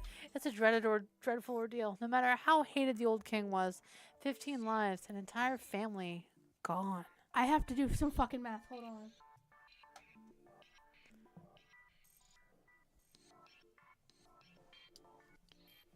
Oh, the thick's plotting, Megan. I think Otto in this game has 12 siblings between 3 different mothers. I think, if I'm doing the math right. All right, so this is your line. But one body they cannot find, the king's youngest child. It's as if they just disappeared, yes? Appo's eyes narrow, and they look at me intently. Very curious. Also considering that Oppo knows that Calderon was in the royal guard. You think the child is still alive? Oppo thinks if they were alive, should hide far, far away. The usurper would not let live a threat to his throne. How would one recognize this child? If they saw them, that is. Oppo does not know. The youngest royal children were hidden. Always hidden. Not important to be seen. Not important at all. Appo looks me over, and for a moment I think the conversation is over, until suddenly they speak again. Oppo is happy Otto is here. Otto is safe in Oppo's home. Their names are so similar. Oppo smiles at me, and although the pointed teeth give them a rather sinister look, I get the impression they mean what they say. Thank you, Oppo. With another half bow, Oppo ambles off into the crowd, and after watching them until they disappear, I continue on my way. Oppo's just a little weirdo. I love Oppo. Heading toward the room off to the side of the club, when I push the curtain aside, I spot Bash not too far away, seated around a half-moon table covered in crimson felt. 3 other patrons are seated at the same table, a small creature with a bored look on her face, and a beautiful Katafian couple who look far too finely dressed for a place like this. Oh, they're slumming it with the pores. This looks like cat meme right here. Like the way this alien is sitting at the table, it's like right in front of my salad. Right in front of my poker chips. I do like the removable second arm thing the dealers got going on. Yeah, it's like that. It's not necessary, but it makes my life easier. Dealing a set of cards in front of each seat is a woman who, curiously, I notice has 4 arms. As I step closer to the table, I realize that while her upper arms look natural enough, the bottom are completely robotic, much like Bash's, and assist her while dealing the cards at lightning speed. Last chance to place your bets, ladies and gentlemen. Bash pushes a stack of chips further onto the table, and as I step up behind him, I finally notice Royona at his side. It would be an understatement to say that the look on her face at the sight of this bet is one of pure horror. Sebastian! That amount of money would be enough to feed the crew for a month! What are you thinking? Bash sits back in his seat, arm folded casually over his chest, and a lopsided grin on his lips. I know what I'm doing, Rye. This is how they draw you in, you know. You get a few wins, and then the next thing you know, it's completely gone over your head, and you end up losing everything. Next thing, you'll be betting the ship itself. Bash snorts at her accusation, and Ryona looks less than impressed by the reaction. And risk the unholy wrath of our dear old captain? Not likely. I watched their argument as if that's what this can be called, with mild amusement.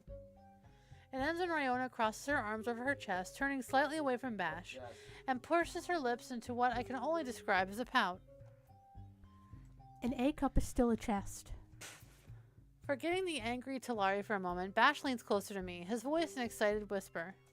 I mean, that's trading bro territory. The rules are simple, my friend. If the card shows 3 crowns, you get another draw. The hourglass represents 12. That's a high card, and this one over here. I stare at him, utterly perplexed, and his voice fades away into nothing.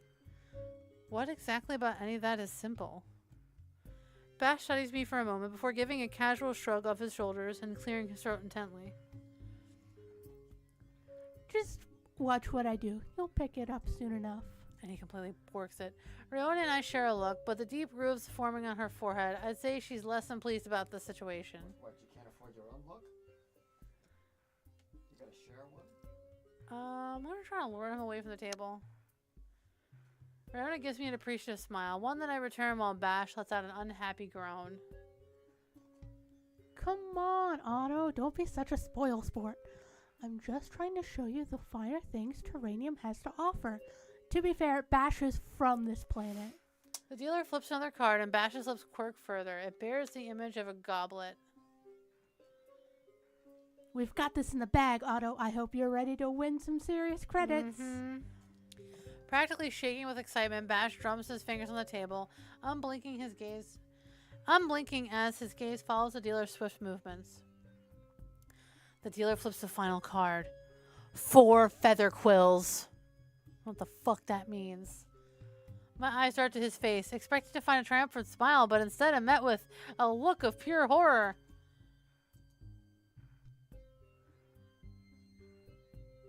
That was supposed to be 2 crossed swords. This young lady is the winner! Oh, I stole your line this time. This young lady's the winner. The dealer gestures to the small creature at the end of the table and slides a considerable amount of chips over to her, which she chirps happily at. Now look what you've done. I told you. Bash places a hand on her arm to calm her before she can finish her sentence, and she stops abruptly. Relax. Enjoy yourself a little. We have enough trouble to deal with later. It's just a bit of fun, yeah? Let me buy you a drink.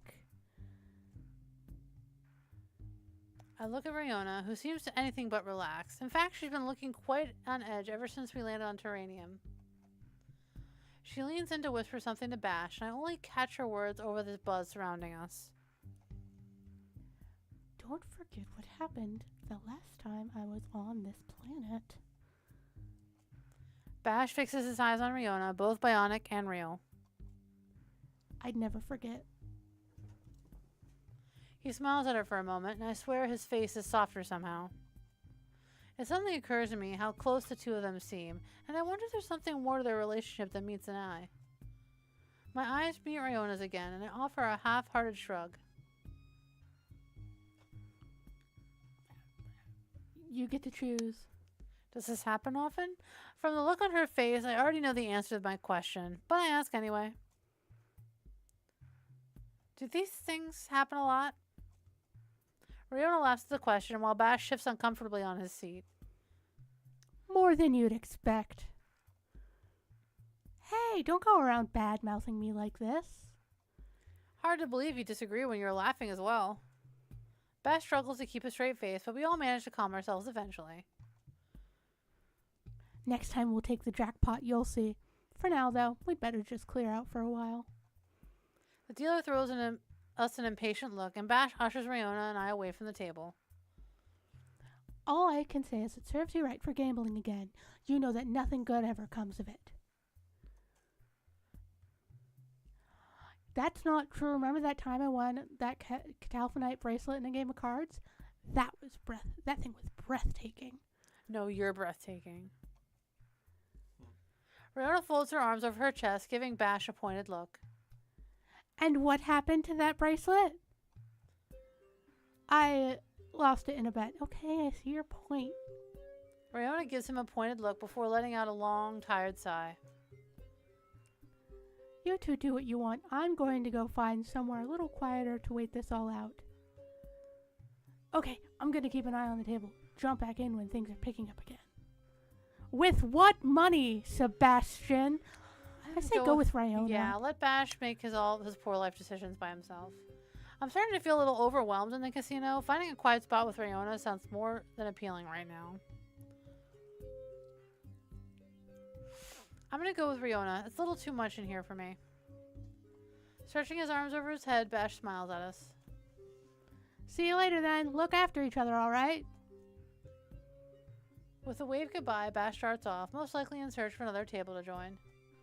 Shaking my head, I turn to follow Riona as she makes her way across the room and back through the club. When we exit the club and step out on the street, I can't say it's any quieter than it was inside, but at least it's easier to breathe out here. Riona turns to me, a sheepish smile tilting her lips. This place suffocates me a bit. If you want to go back in, you're welcome to. I wanted to spend some time with you. It doesn't matter if it's in there or out here.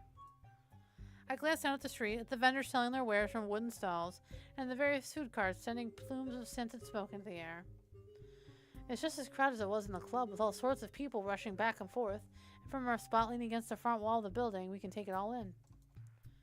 Riona smiles at me, and I can tell she's glad that I came along. I'm sorry if I seem difficult, but sometimes I feel like I don't fit in anywhere. You may not have noticed, but there aren't exactly a lot of Talari on this planet. Almost none, in fact. Apart from you and me, of course.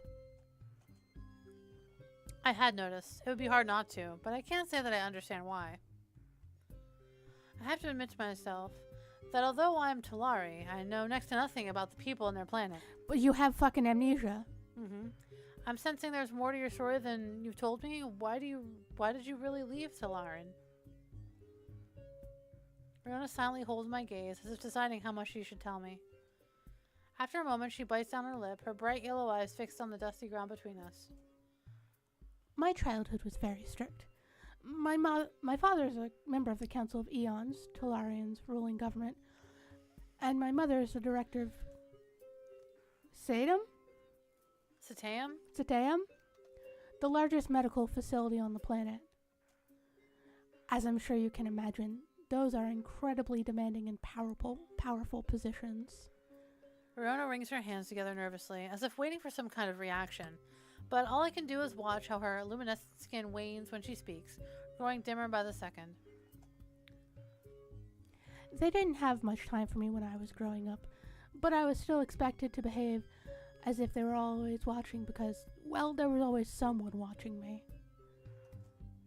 I had to be the perfect daughter, dedicated, well-mannered, disciplined, but it felt like I was a prisoner.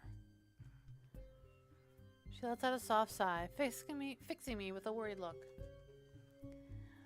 Don't get me wrong, I love my planet, but the beliefs many of the Talari have there are backwards. We used to help those who needed aid, but more often than not, travelers are being turned away and the Talari are closing themselves off from the rest of the world. She gives me a sad smile, as if apologizing for saying so much. We used to be better. I wanted to be better. That's why I left.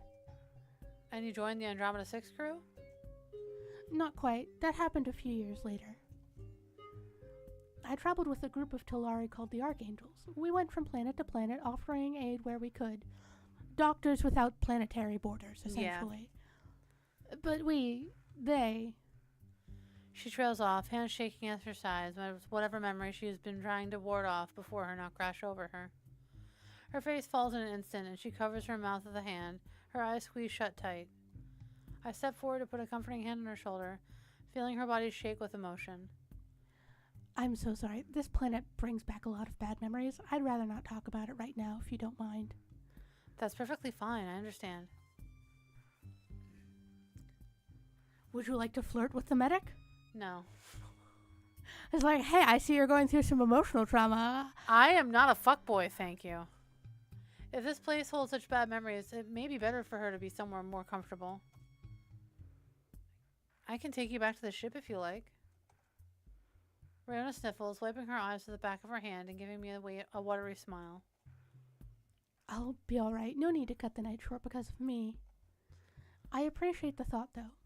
Thank you, Otto. Riona takes a deep breath to compose herself, looking around the street, and I'm relieved to see that she's feeling better. I think I'll go and have a drink with Bash after all. I should probably apologize for being so hard on him earlier. I don't think he took it too harshly, but I'm sure he'd enjoy your company. She beams at me, her delicate features glowing under the light of the moon. We should... Before she finishes her sentence, two men walk past, their eyes visibly narrowed on the pair of us. One man, a human with corded lights weaving through his skin, steps uncomfortably close and growls in Riona's face. Fuck off, Talari, bitch. We don't want your kind here. The other one, a Kitafin, spits at our feet before the two of them stroll off, shoulders pulled back and their chests puffed out as they have just owned the very ground they tread. Oh my god, throw something. Do it. I'm gonna whip something at the back of their stupid heads. Looking around for the first thing I can find, my fingers clasp around a small piece of metal scrap before I hurl it toward the man, hitting him square in the back of the shoulders. The metal lands in the dirt with a clunk, and he stops in his tracks. My eyes widen, hardly believing I had even the nerve to do that. I hesitate when he storms up towards me, anger descending like a black cloud on his face, and I realize I haven't thought this plan through to the very end at all. He points a grubby finger at my face as he advances, his eyes reduced to two slits of eerie neon blue. You're gonna regret doing that, you little shit. My heart hammers in my chest as his friend rolls up his sleeves, ready for a fight. I grip my teeth, mentally preparing myself for the blow to come until a head of pale silver hair dances in front of my vision. Riona! You'd better back off right now if you know what's good for you. That man lets out a bellowing laugh, staring Riona down through eyes that shine with sadistic amusement. You're in for the time of your life, lady. Is there a problem here? Pating! My blood runs cold at the sound of the dark rasp behind us, and when I turn it's to find June staring the man down, his face thunderous and cold. Remember, It's like, is there a problem here? first of all, his nickname is Cowboy. Second of all, he's 6'5".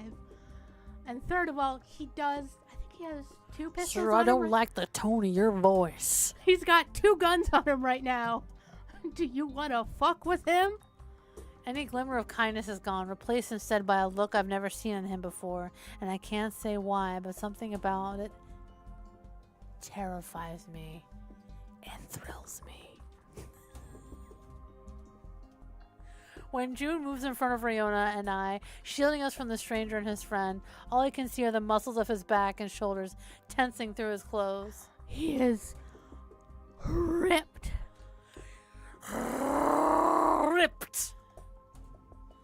He almost seems bigger somehow, though I know that can't be possible. You think you can take us on, pretty boy?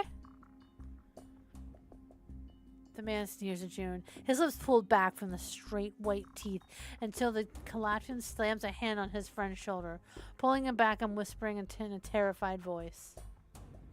Not this one, man. He's one of them. The man gives his friend a quizzical look, eyebrows raised in annoyance. What are you... Can we say that, like, June in, like, attack mode is, like, deeply southern drawl to it? Like, he's gone full cowboy? Fuck it. Yeah, let's go for it. He's a were-boy. He's a were-cowboy. What?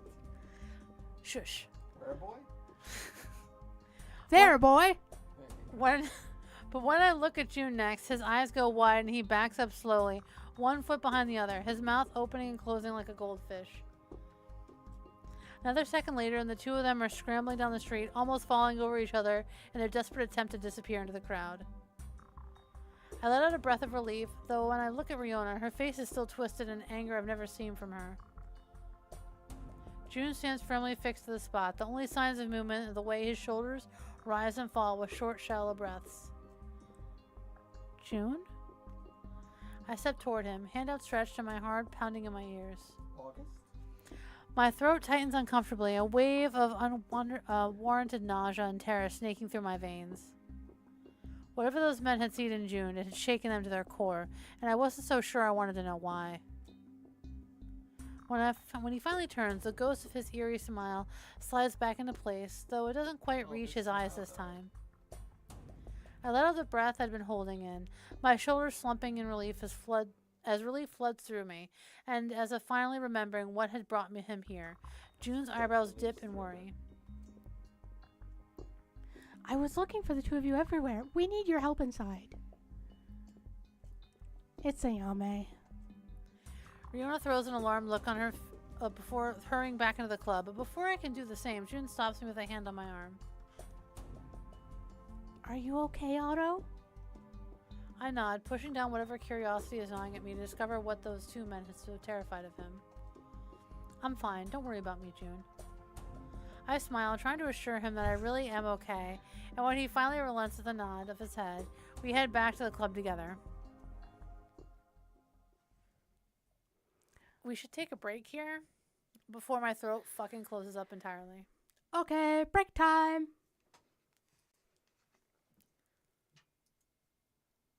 We'll be right back and stuff.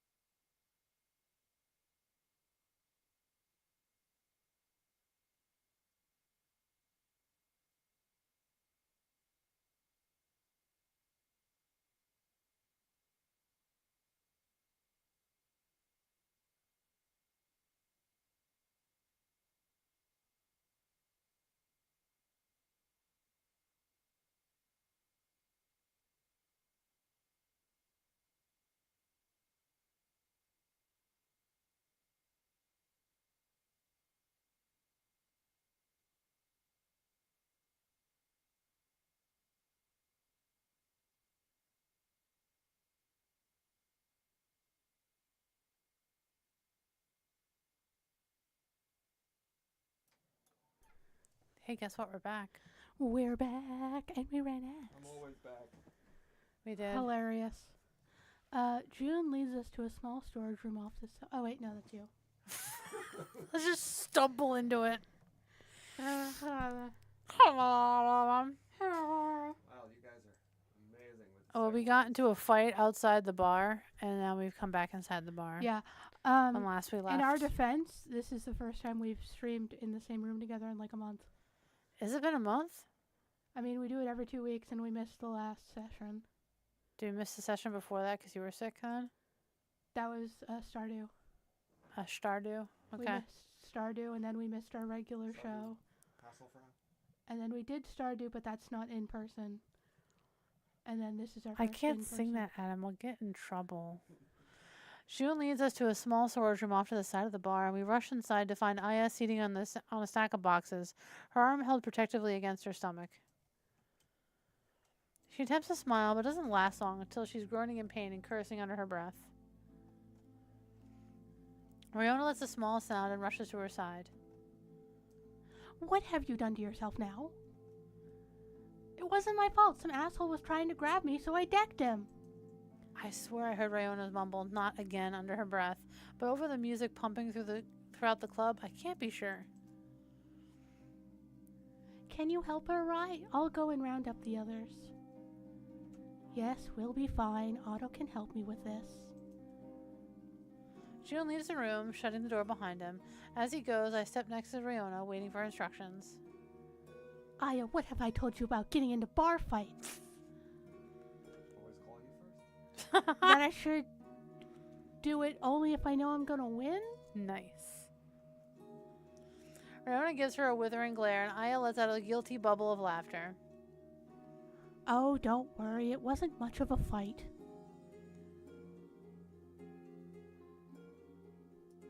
What happened?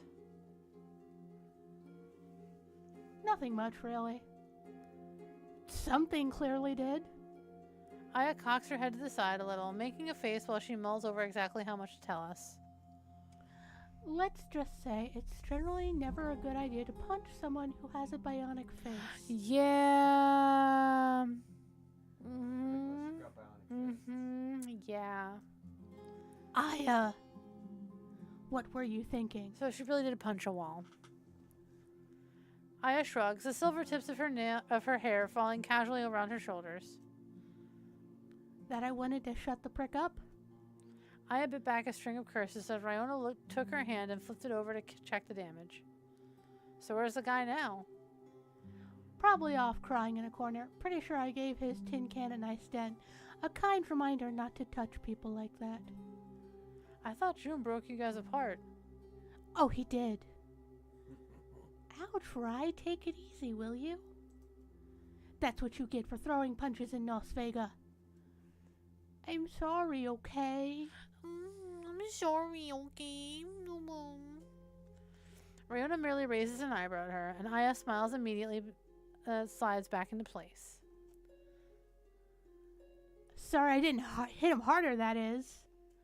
An ungrateful snort escapes me, and even Riona has a hard time keeping the smile off her face. How bad is her hand, Riona? It looks like it might be broken, or fractured at the very least. I'll have to run some scans to know for sure. Otto, will you see if you can get me a bowl of ice from the bar? It will help with the swelling until we can get Aya back to the ship. Of course. I stand to head back out to the bar, stopping only when Aya calls out to me. And no stopping to ogle a certain strapping captain, you hear me? We have a medical emergency on our hands. Oh my god, everyone knows. You were staring at his ass, probably. No. Ha! On our hands, you get it? I roll my eyes at her joke, smirking before throwing her an obscene hand gesture, to which she only laughs harder. Closing the door behind me when I leave the room, I start heading toward the bar in search of a bowl of ice. I lean against the counter, immediately regretting the decision when I feel the stickiness of who knows what stuck to my sleeves. Ugh. Disgusted, I turn back around, stopping in my tracks when a glint of red catches my eye between the sea of bodies in the room. I can't explain why, but something about that particular shade of red seems so familiar. Before I even realize what I'm doing, my feet are already weaving through the room, pushing between the dozens of people around me. When did this bar get so crowded? Oi, watch it. Sorry. Mom, stop dancing there. I mumble an apology, too fixated on the trail I'm on to stop now. When I get a little closer, I realize that what I've been following is a shock of red hair. The man stops at the exit, looking around a little before disappearing through the door and out into the street. My heart pumps in my chest with an urgency I can't explain, and a voice in my head whispers, follow him, over and over, so utterly relentless that I hear nothing else. I fall behind, desperately pushing my way through the last few feet of the crowd, growing hot and sweaty between so many bodies. When I finally reach the exit, I stop to catch my breath, looking up and down the crowded street for any sign of the man. I see nothing but usual vendors and street food carts, but I know he must be around here somewhere. He couldn't have just vanished into thin air. Breathlessly, I pick a direction, letting my feet guide me until I'm standing at the mouth of a dimly lit alleyway. A single solitary streetlight casting an eerie glow over the broken furniture and old trash littering the ground. That's not ominous at all. Deciding I'd rather not chance an encounter in a dingy old alley, I turned to head back to the club, stopping only when a noise echoes through the darkness, the sound of breaking glass. I hesitate, an ear turned toward the alleyway, listening for any signs of movement. With newfound determination, I straighten up and muster my courage, taking one step and then another into the darkness. A thought enters my mind as I put one foot in front of the other. It could be a trap, and like an idiot, I didn't tell any of the crew where I was going when I left the club. I fumbled with the leather sheath that Damon gave me earlier, buckled around my thigh, and pulled out the dagger, holding it tight in my hand. I wasn't so sure about it earlier, but I'm glad I decided to take it, knowing that if worse comes to worse, I can defend myself. Stealing my nerves, I creep through the alley, towering toward the source of the noise, only to find it empty. I look around, peering as far as the darkness as my eyes can manage, though all I find are shadows. Was it just a rat? You shouldn't follow strangers into dark alleys. A voice startles me from behind, cool breath skittering over my skin and sending a shiver down my spine. But I can't turn around. I can't move.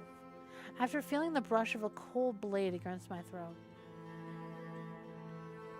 And with a dagger no bigger than a butter knife? Tisk, tisk. You're not even holding it right. He leans closer still, and when he speaks again, his voice is a seductively dark rasp in my ear. Who are you and why are you following me? I swallow thickly around the lump of fear in my throat, trying to keep my cool. Big swallow. This game. My name is Otto.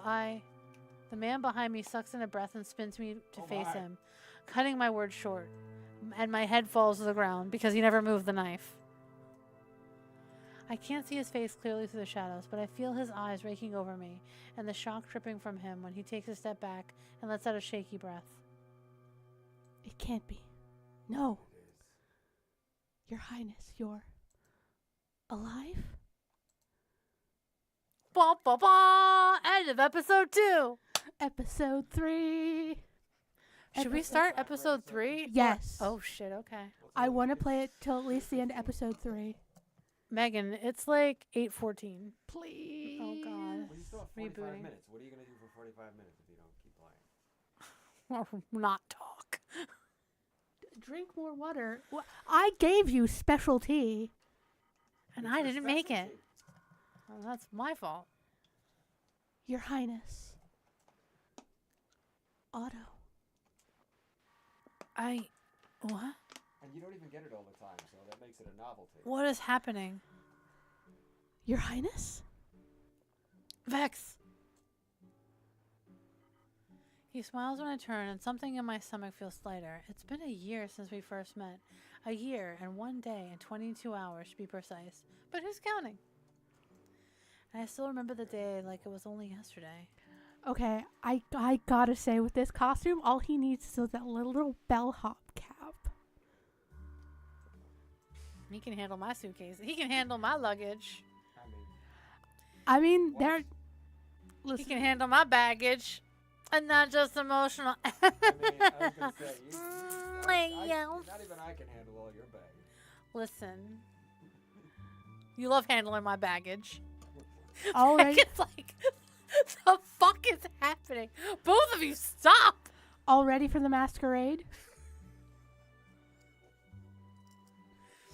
With a small nod, I gestured to my outfit, silently gauging his reaction. I had one of the servants pick it out for me earlier, a young human who seemed to know a thing or two about the latest fashion. Vex nods in approval as he takes in my appearance, and I turn a little to let him get a glimpse of the entire thing. It isn't often I have an excuse to wear anything so fine. Being the youngest of the Pegasi children, I'm often confined to one section of the palace and never invited to any of the royal functions, save the odd wedding or funeral. My gaze settles on him, nerves getting the best of me now that we're ready to leave, though he only smiles at me reassuringly. He's the only person who smiles at me in this place, the only one who even cares about my happiness, except for... Do you really think this is a good idea? What if somebody recognizes me? One corner of his mouth tilts into that knowing smirk that I've come to look forward to every day, the one that makes it seem like he has a secret, something he wouldn't tell anyone but me. That's what the mask is for. Taking the lacquered mask from my hands, he stepped slowly behind me, positioning it in front of my eyes, tying it by the ribbon behind my head. I bite down on my lip, dread worming its way down my bones. He has so much to lose if we get caught as I do. Perhaps even more. My hands shake at my sides, and Vex puts a reassuring hand on my shoulder to keep me still. We snuck out of the palace yesterday and into the city to visit that cafe you love so much, and you're still afraid of a little masquerade ball? I tilt my head slightly to make a face at him, wrinkling my nose to show that it's hardly the same thing. Yes, the city, not right under my parents' noses for all to see. It's then that Vex steps in front of me, his fox-like face and sharp eyes facing me head-on, and a soft smile gracing his lips. Nothing bad will happen to you, Otto. I promise. You gonna give him a little smooch? I'm gonna give him a little smooch. I want to play this as like he was kind of like my romantic interest when I had my memories, and so it's gonna add to the drama of a love triangle. I am creating a love triangle. We're having a romantic geometry. That is an option in the game. Love triangle. Can we have a polycule? There are no polycules because I love parallelogram. because I none love of the rhombus. characters on the ship, Rhombus of doom. like, like Parameter. maybe a couple characters on the ship could be, but not with like any other crew member. Devs, I would like to request a love rhombus. Maybe a little parallelogram. I believe that's called a harem. A harem. Harem. Okay, let's get back to this. I step forward and place a soft kiss on his cheek, feeling the smile that lifts the corner of his lips. I trust you to keep me safe, Vex. When I whisper in his ear, he hums his approval, stopping me with a hand on my waist before he can pull me back again. Or before I can pull back again. And how do you know you're safe from me?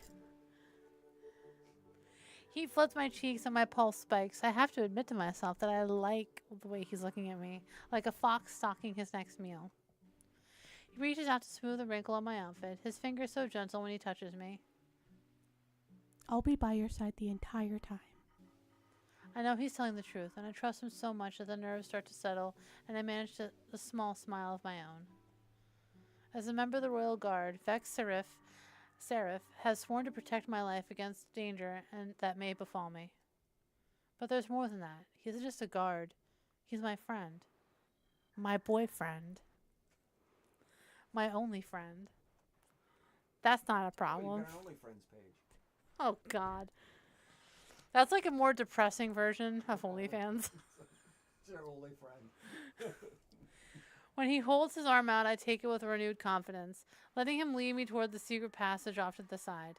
This passage comes out on the other side of the palace, just beside the large oil painting of my grandfather and the entrance to the library. There are many passages like this, but this one is mine, and Vax and I have explored them all. I know I should feel guilty about this. This obeying a direct order from my parents to keep it to the confines of the palace's south wing, instead of running wild and unseen through the very depths of the palace. Your dad has so many wives and children. I don't think he fucking remembers you. Yeah, and with a member of the royal guard, no less. We're almost there.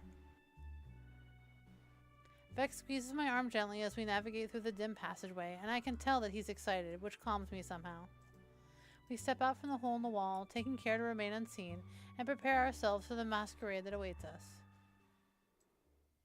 Otto. The memory ends suddenly, cut short by the sound of my name, spoken by a familiar voice, a voice from my past. Vex?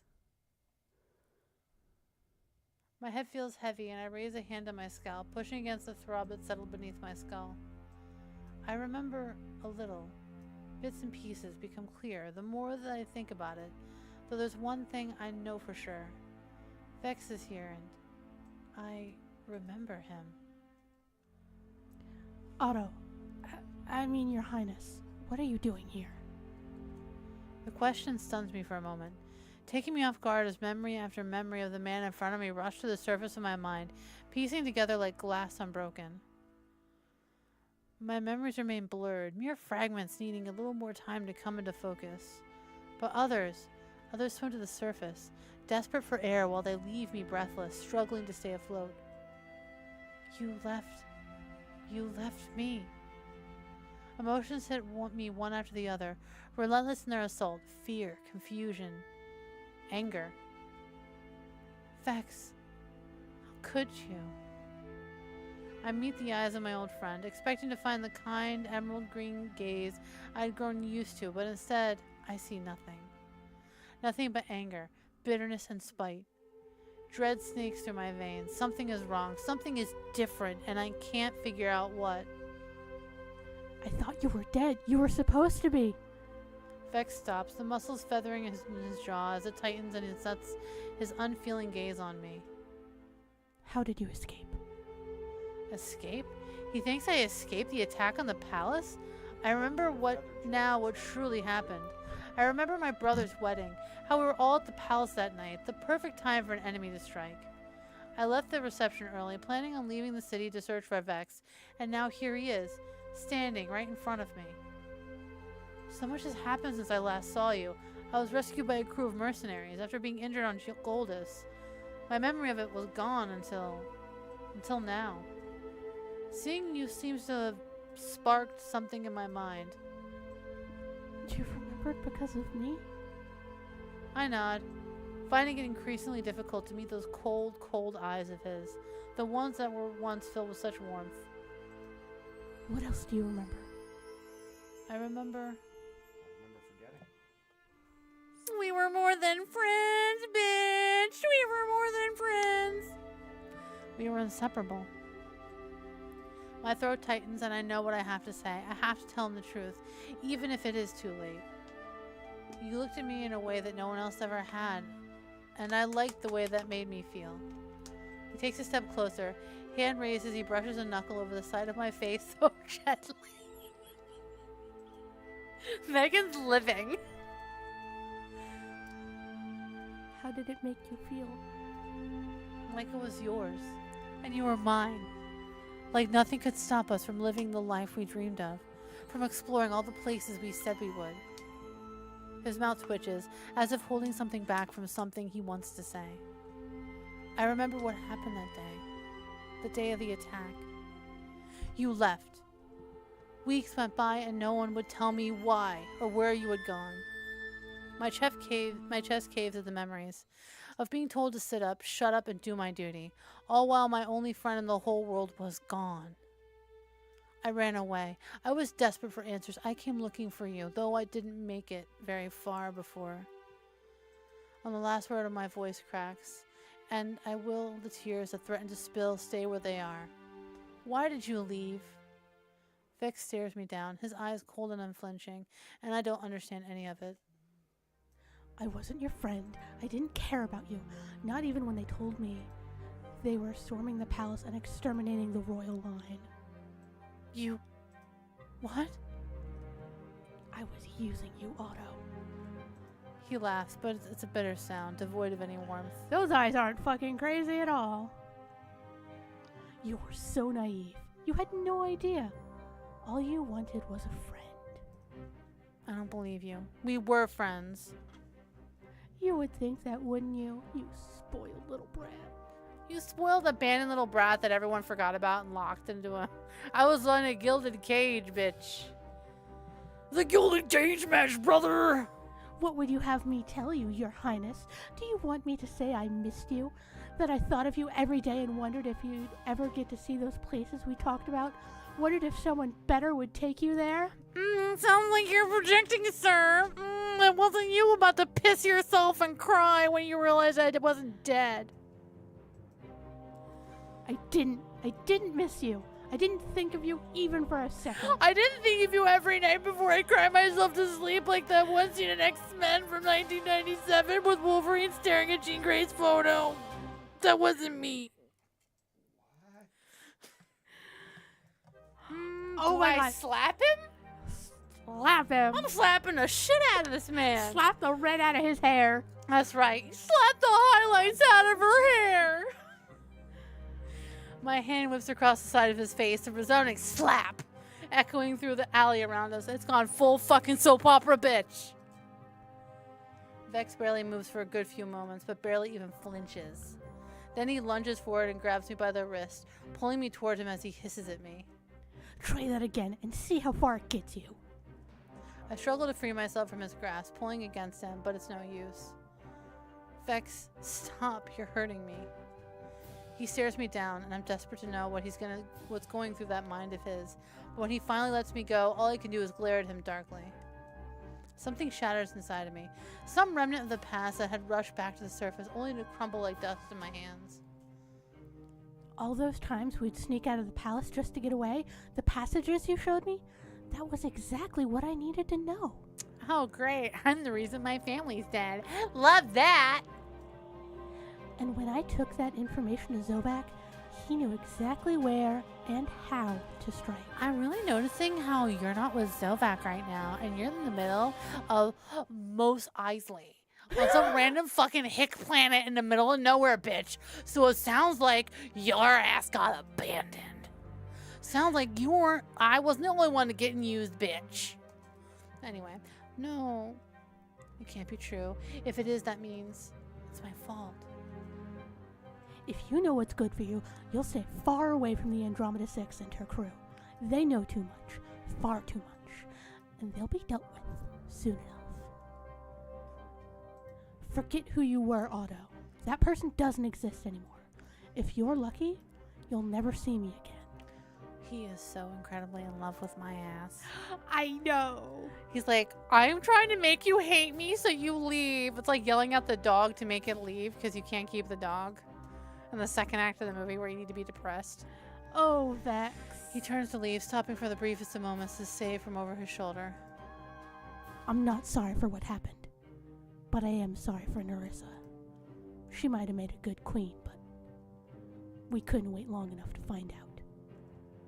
He backs into the shadows, one foot behind the other, and I can't stop myself from reaching for him. You can't leave, not now. I need to know more. Nerissa. Something sharp stabs through my chest, a pain so fierce I can barely keep myself on my feet. Nerissa, my eldest sister and heir to the Pergasti throne. Vex is the only one who ever smiled at me, ever, except Nerissa. Otto! Footsteps echo through the darkness, but my mind has trouble processing the presence. Nerissa, she was going to be queen. She hated our father, but she loved me, and now she's gone. Otto, what the hell are you doing out here? Didn't I tell you to stay in the club? The captain's voice rumbles right past me. Are you even listening to me? Stop, Calderon? Do you not see she's in full disassociation mode? She's not here right now. Bash shoulders past the captain, but I see nothing but shadows and shapes dancing behind the tears filling my eyes. Can't you see they're upset? Calderon huffs a breath while cold middle fingers take me by my arm and help me stay upright. Are you hurt? I shake my head, unable to speak, and Bash lets out a relieved breath. Let's take them back to the ship. This isn't the kind of place we should hang about. Damon, do a sweep of the area. Make sure there's nothing out of the ordinary. I don't have a broom. He pulls a broom out of nowhere. You don't want to know where. I don't see it. Oh, no, that's you. I don't see it when Damon sinks back into the shadows, but it's quiet as mist. But I feel when Bash gently takes me by my arm and guides me to the direction of the ship, Calderon walking up ahead of us.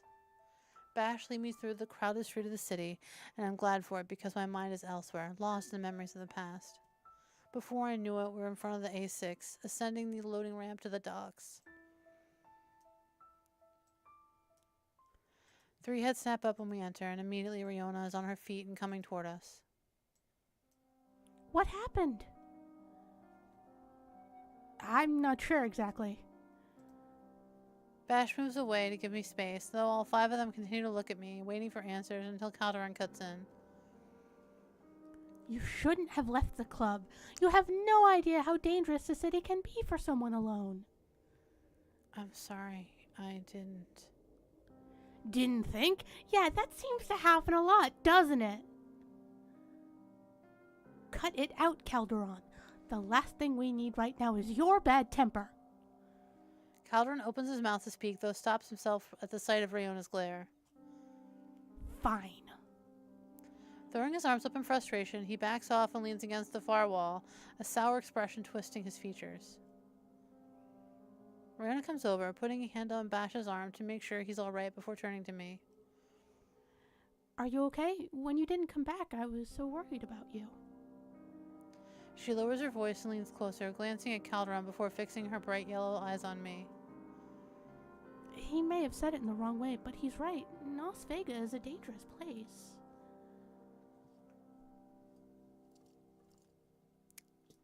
I'm sorry for worrying you. I'm sorry I just disappeared. I should have said something. I think back on meeting Vex in that alleyway, on the things he said to me. I've been such a fool to think that I might have meant something to him. Shaking my head to clear the thoughts, I decide it's best not to dwell on it now, especially not with so many eyes on me. I didn't mean to worry you. I'm just glad you're all right. I smile at Riona gratefully. It's nice to have someone worry about me for once. I never had that many people like that in my life before. I take in a lungful of air, steadying my breath as I scan the room.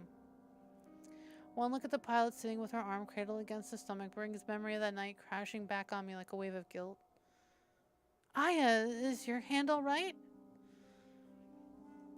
Ayami grins at me, as chipper as ever. I imagine it'd take a lot more than a broken hand to slow this girl down. A little sore, but it'll be fine by morning. Doc's amazing at her job. And having all the right equipment on the ship doesn't hurt either. I smile at her in return, glad to hear she's okay, even with my failure to bring back the ice for her hand. Damon!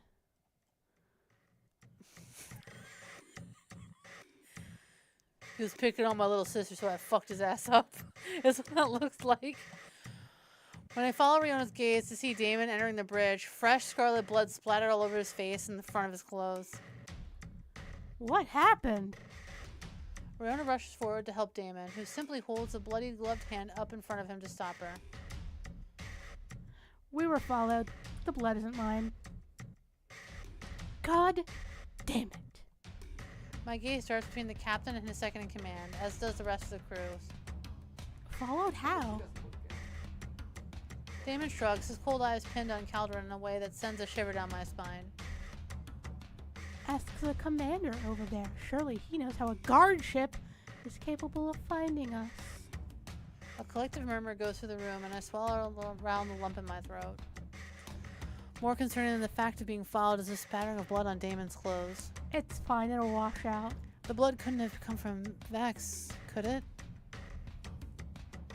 Guard ship, what's going on? They must have put a tracker on us.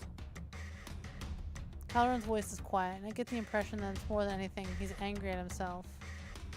Damon shakes his head and scoffs. You didn't think to check?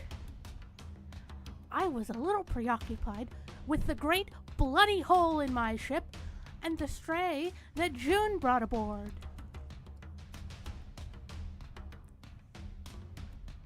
I'm gonna tell him to knock it the fuck off. Annoyance surges through me as Captain's casual dismissal, and my eyes narrow darkly on him. You know that I'm still here, right? Calderon gives me a heated look, though June steps into my defense. Otto's right. There is no need for that. I double-clicked by accident. Don't you stare at me like that, in that tone of voice. I'm the one who made the decision to bring them on board. So if you want to be mad at someone, let it be me. I am not mad at anyone. I'm just... Lashing out? A growl tears from Calderon's throat as he kicks over a stack of metal boxes, completely losing his cool. How did things get so fucked up? Seemed like this tears something in me apart, and I wish I could do more to help him. Instead, I can only hope that the truth of who I really am won't change anything between us. Girl, it's about to change everything. Things were always fucked up, Cal. We just never learned how to deal with it. The captain waves a dismissive hand at us all, before pinching the bridge of his nose and taking a deep breath to calm himself. What's done is done. We'll check in with Oppo about getting a CD. A cloaking device isn't gonna do shit if they already know we're here. And how the hell do you expect to get the money for that anyway? Bash helps Damon find an old rag, leaving it to him to wipe the blood off from his face and clothes while the captain growls at him. How we always get the money, Damon. We're mercenaries, unless you've managed to forget. You know just as well as I do we don't have the time for that. What else do you propose we do? Aya gives him a helpless shrug, her glare burning straight through him, and I take the opportunity to speak up before Calderon can enrage anyone further. There might be another way. 6 pairs of eyes fall on me and I hesitate. It's not ideal, what I'm about to propose, but I value our lives far more than some old trinket. Well, if you have an idea, then spit it out. Taking a deep, shaky breath, I meet his eyes. We can sell my music box. It's made from catalphanite, right? Surely it's gotta buy you the part you need and then some. Oh, it's made from made upium. Yeah. No, absolutely not, Otto. You can't just sell off the only link you have to your past. I look at no one but the captain, gauging his response. Finally, upon making a decision, he lets out a sigh. I agree, it's not something any of us would ask you to do. You're not asking, I'm offering, and besides, it's not my only link to the past. June steps forward, his eyebrows dipping in clear confusion. Majora's Mask and What do you mean? I actually do have a physical copy of Link to the Past, but it's the Game Boy Advance version. I'm gonna tell him about Vex. Tell them about this. The reason I left the club was because I saw someone from my past, a member of the Royal Guard. Royal Guard? I don't understand. What was someone from the RG doing here? My voice shakes, thinking back to the confrontation with Vex in the alley and everything he had told me. I don't dare tell them that he had lied to me for over a year, pretending to be my friend while gathering intel for the man who murdered my family. And I definitely don't tell them that because of my own naivete. I played right into their palm of their hand and gave them everything. When I saw him, I started to remember. I remember that he was the guard who was assigned to me because Calderon swears under his breath, and when his eyes lock onto mine, I know he's the only one who figured out what I'm trying to say. 'Cause he knows the royal family. Megan, it's your line. Go on. Tell them. With a deep breath, I compose myself, taking over the opportunity to look between the crew before things between us change forever. My name is Otto Pagasi. I'm the youngest child of King Fenris and the stellar queen, Tajine. The faces in front of me are a mix of horror, confusion, anger, and my stomach drops. Knowing the weight of the bomb I've dropped on every single one of them. Oh, this is the good shit. This is why Megan's here, like, Oh, ooh. vanilla? Oh, We gotta do. We have like I've played the whole game, so now I want you to experience it. Oh, we're gonna do this in overtime. Absolutely. You want this to be the next game in overtime? We'll have a list. Well, this changes things. How many episodes? Well, we're stopping tonight on this game Oh. because for October we're playing a different game. This changes everything. Damon is the one who approached first. The hard set of his gaze a perfect contradiction to the grin on his that tilts his lips. He studies me for a moment, seeing me through the new eyes, before he turns back to the crew. Don't you see? If we turn over the little royal to Zovac, it could be just enough to wipe his bounty on us from the record. I do nothing but stare at him in disbelief, my heart pounding in my ears like a drum. What did he just say? Imagine me beginning this game playing Damon's route, and he just like, we have like a flirty encounter at the bar, and then he's like, What if I just sold you? And this is after the heartbreak with Vex? Oh yeah. Oh, specifically for my Damon playthrough, I play it that I dated Vex in the past, It's the same as me? and now I'm with Damon, which actually adds a layer of like a very Damon Vex specific layer of Trauma? trauma, angst, shenanigans, Trankst? trangst, What? Trauma and angst. trangst. Duh. At least 2 shouts of outrage came from the group, though Damon only smiled wider, his teeth glinting under the fluorescent lights. You've gone too far, Damon. Otto is one of us. We're not just going to hand them over to their family's murderer. Oh, Bash is serious. His eyes red now. He big Angie. Agreed, and I will kick your ass if another word comes out of your mouth. My eyes catch June's for the briefest moment, but he looks away just as quickly, fixing Damon with a hard stare. Damon snorts at Aya's threat, rolling his eyes if he couldn't care less. Then he steps toward the captain, his face blocked from my view and his voice low, calculated. Cal, I know you agree with me on this. Bitch, he's not gonna agree with you. Calder looks past Damon, those cold eyes fixing on me to the spot, though I harden myself and stand my ground. And then he shakes his head at the second in command, his voice rough, leaving no room for debate. It's not an option. Damon clicks his tongue in disappointment and backs off, hands held in front of him in defeat. All right, have it your way, but don't go crucifying me for saying what you're all thinking. He slinks away like an angry cat, every pair of eyes on him as it might snatch me anyway, until he disappears up the stairs and out of sight. Okay, Once gone, Calderon lets out a tired sigh. in his defense, he's known us for 4 days. Yeah, no, I get it. And he's just like, these people I've known for years, a motherfucker who's part of the royals who were assholes who I've known for 4 Airlock! days. Oof. I think we should call it a night. It's been a long day and there's much we'll need to discuss tomorrow. As everyone departs, going their separate ways, I take a moment to glance at the captain. I can't begin to express how relieved I am that he's disagreed with Damon. I don't think my heart could have taken it if he hadn't. Otto, I need to speak with you. With a nod, I follow the captain up to the bridge, falling behind and losing myself in thoughts. We walk in silence, but I don't mind it. My head is reeling, and I have to mentally prepare myself for the conversation to come.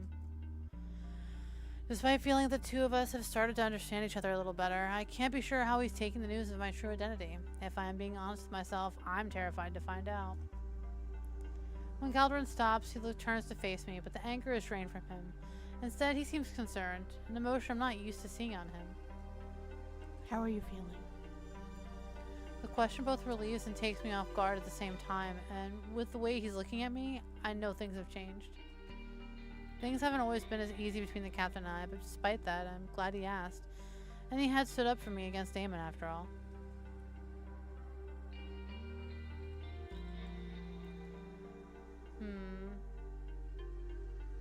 I'll go with the first one. Do you want to fall into his arms weeping? A little bit, yeah. Girl, I'm tired.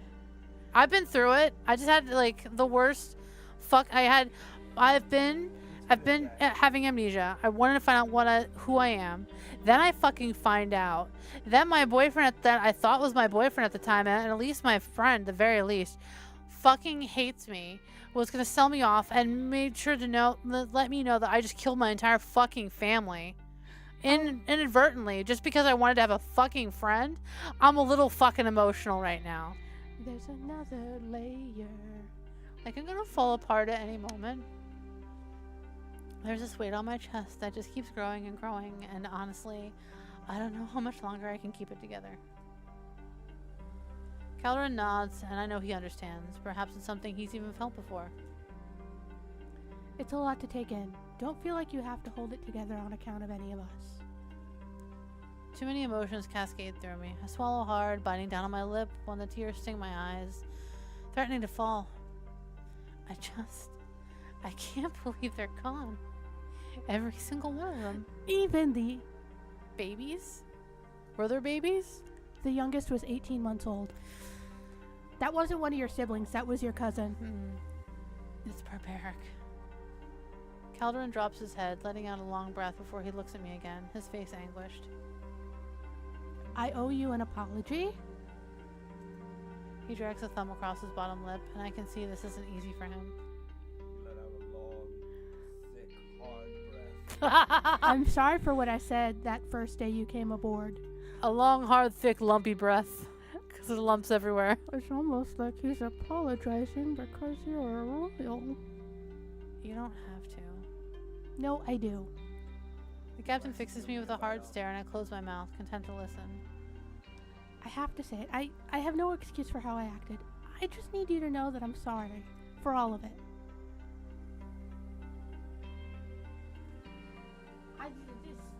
I would prefer the bottom one. Yeah, same. Yeah, you can't just say, your family died. Maybe you're... Hey, baby! No, it's not gonna work. I silently step forward, slipping my arms around him and feeling the strength of his body against mine. He freezes for a moment, before relaxing into my embrace and returning the gesture.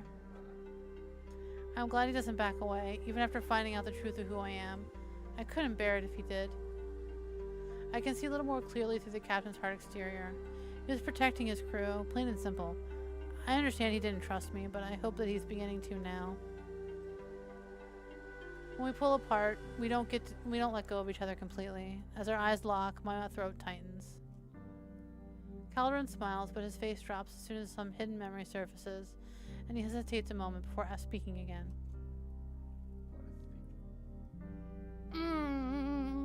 I knew your brother, Prince Soren. We trained for the guard together, and we were friends for a time, before we were dispatched to different districts. I freeze, letting the words sink in. I had no idea the two of them even knew each other, and now that I know, I can't tell how that makes me feel. Soren was half Kitelfin, if I'm remembering correctly. I think. He was a good man. He didn't deserve what happened to him. None of your family did. Okay, King Fenris and the eldest two brothers totally fucking deserved it, my guy.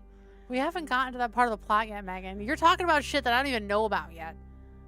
Okay, but at least King Fenris. Okay.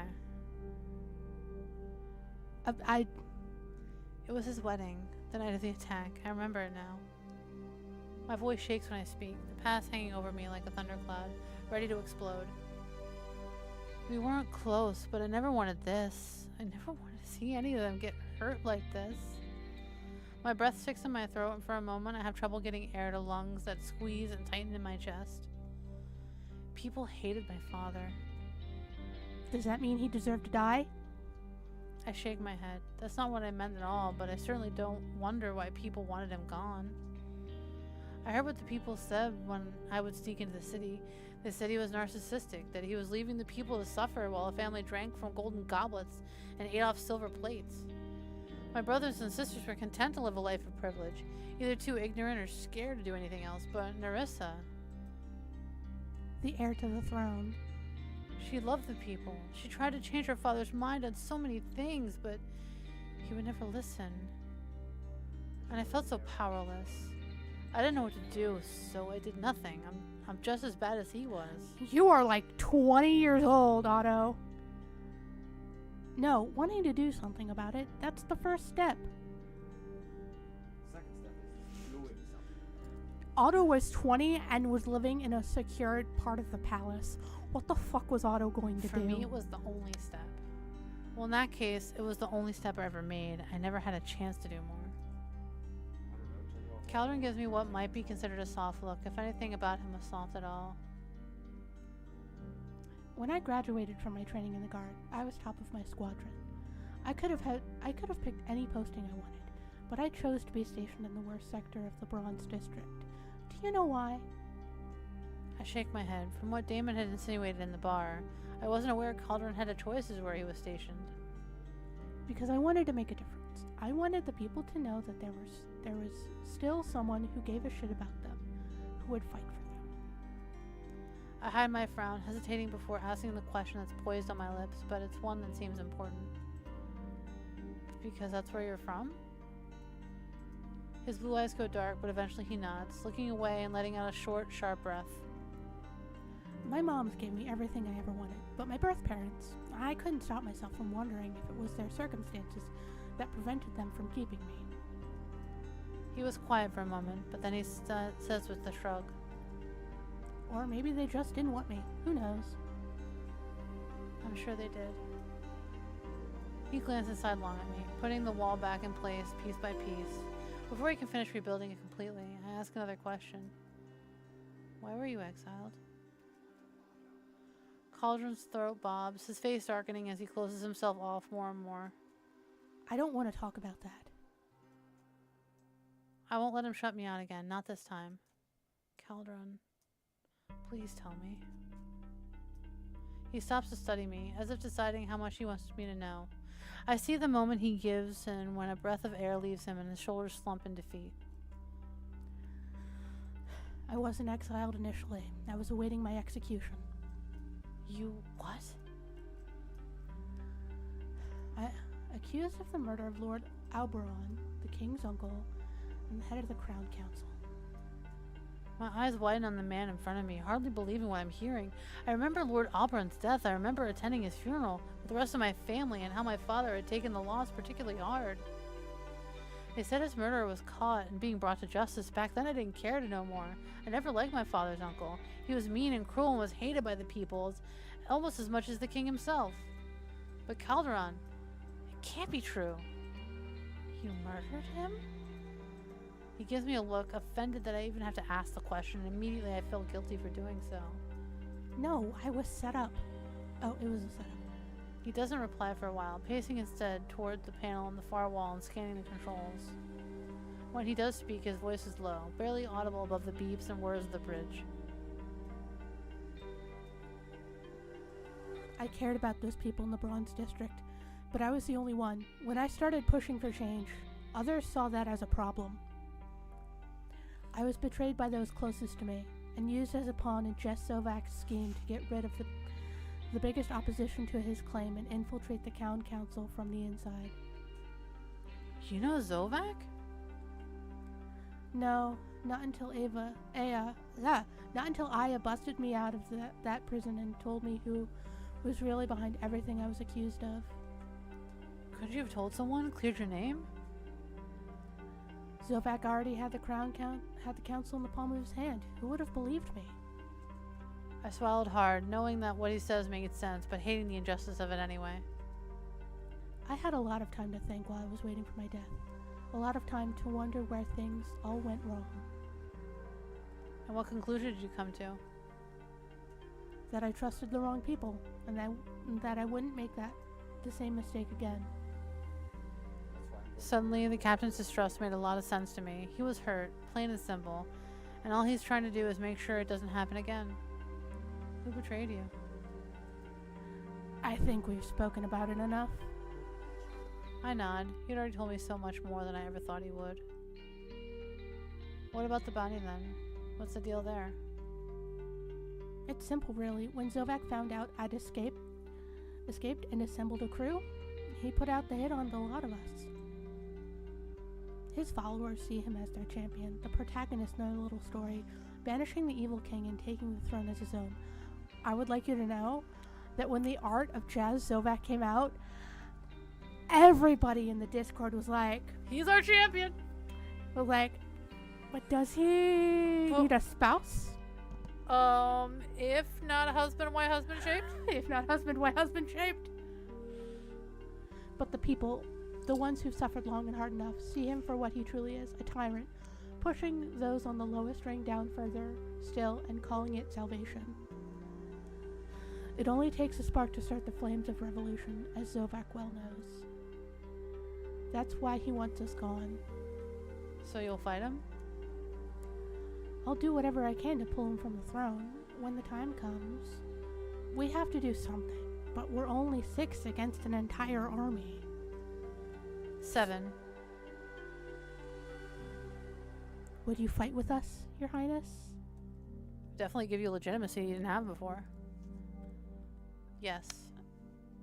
I would if you'll have me. Just Otto's little noodle arms from being a fucking... See these guns? I can almost do a pull-up. I almost did it once, then I almost passed out. I may need some exercise. A crooked grin tugs at his lips, and I knew he'd glad to hear it. If I recall correctly, you've already secured your place on the crew. It's yours for as long as you want it.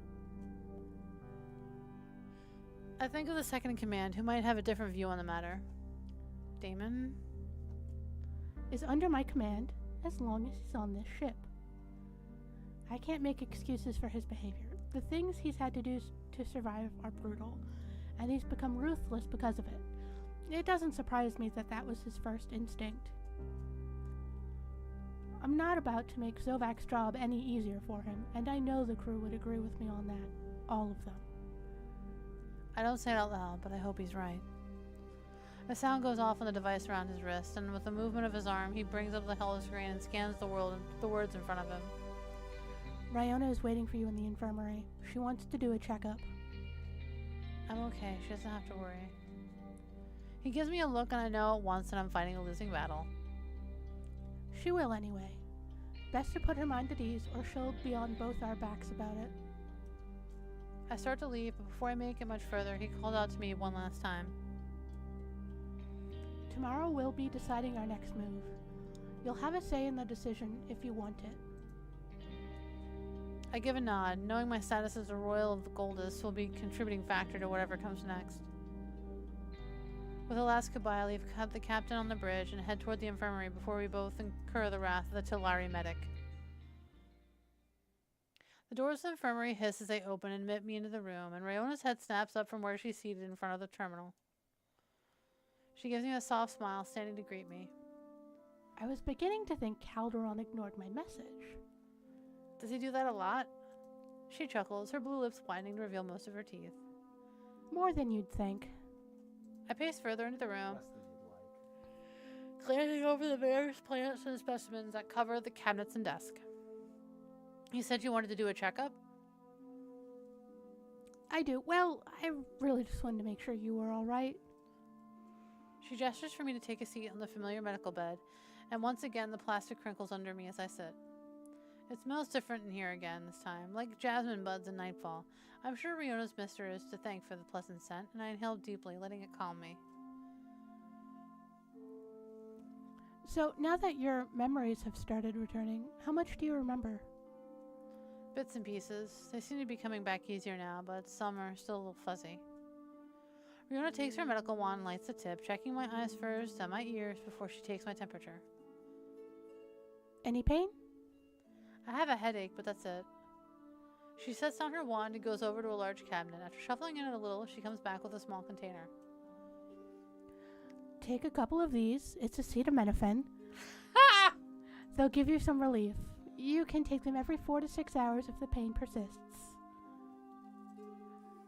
Megan, you can run for president. You can say that name without flinching. Oh, damn. We can run for Congress now, guys. You can say acetaminophen. Acetaminophen. Acetaminophen. Peter Serafinowicz? She fills the glass with water and hands it to me, and I swallow down a couple of the pills. Almost immediately, the ache in my head begins to dull, and I hand the glass back to her with a grateful smile. I'd like to do some scans over the next couple days. They will take a little while, but it'll give me a clearer view of what's going on in that head of yours. I nod, and she gives me a gentle smile, placing a comforting hand on my arm. I can't imagine what you must be going through right now. And then her face falls, and a glimmer of her skin fades, betraying her true emotions. I'm sorry for your family, Otto. I truly am. My throat tightens as tears threaten to spill once again, but I manage a grateful smile through it all. Thank you. I know what it's like to live with a difficult family, and I've seen my share of tragedy. After talking it over with Calderon, I don't feel I can take any more talk about my family, so I steer the conversation in a new direction instead. When you left your home, was it a difficult decision to make? Rona gives me a sidelong glance, as though she sees what I'm doing. Thankfully, she runs with it. The toughest, but I knew I had to do something more. That's when I joined the Archangels and traveled the system with them, helping those in need. What happened to them? Girl, you need to stop steering directly into other people's trauma to distract from your own. Not cool. With a sigh, she brings her chair over to face where I sit and drops down into it with no small amount of grace. That was a bit of a jumbled line. Love you all. My voice might just be tired. It's not that time. I'll tell you if you want to hear it, but it's not a pretty story.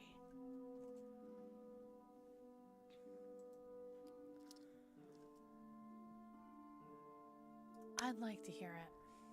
I like to hear the story, as long as you're willing to tell it. 'Cause lore. She doesn't speak for a moment, gathering her thoughts before her story begins. Before she speaks, her skin flickers, torn between conflicting memories. When I left Lauren, I was with a friend.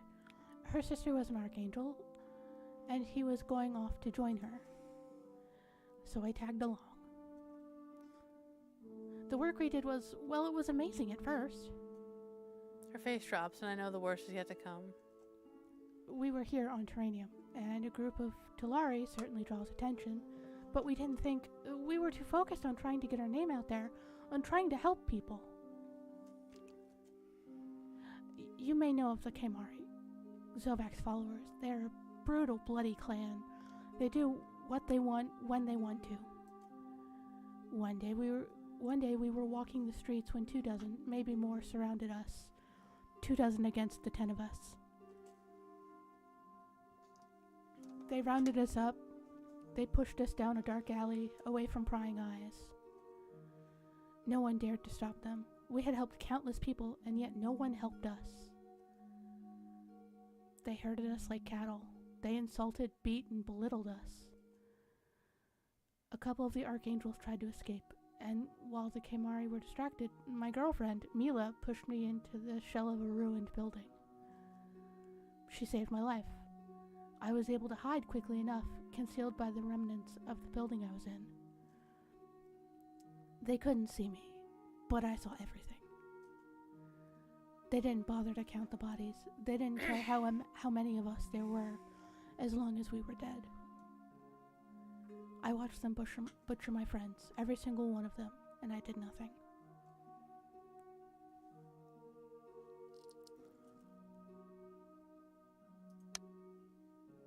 Your girlfriend saved you for a reason. If you had tried to do anything, you wouldn't be here today.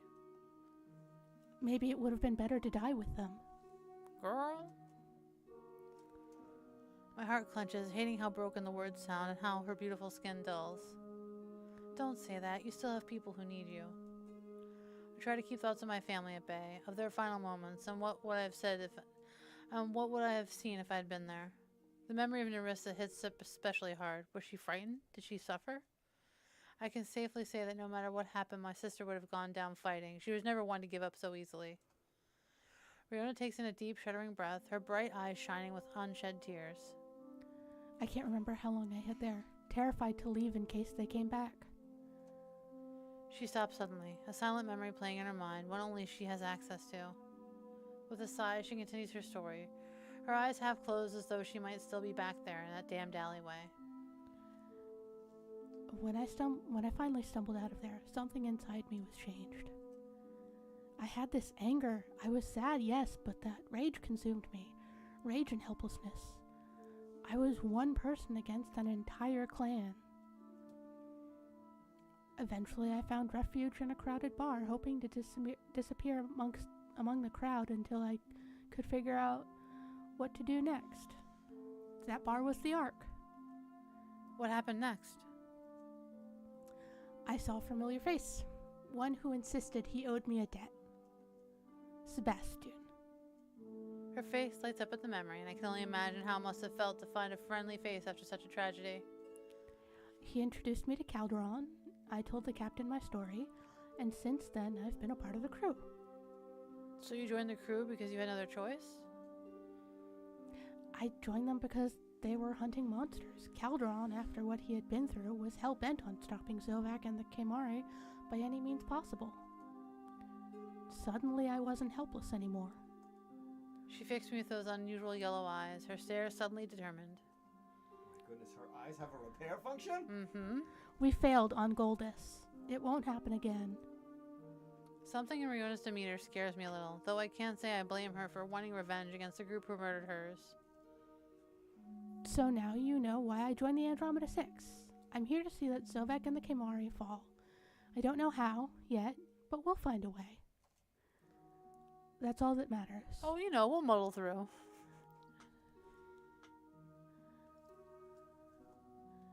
You know, Believe it. We'll find a way to topple a government. It's fine. It's easy. There's 7 of us. Hey, if a bunch of kids can do it on Discord in 48 hours in Nepal, anybody can do it. They also burned down, like, so many politicians' Yeah, houses. they did. They just torched the entire parliament building in Nepal. It's like, motherfucker, you ain't coming back nowhere. I got all your shit, bitch.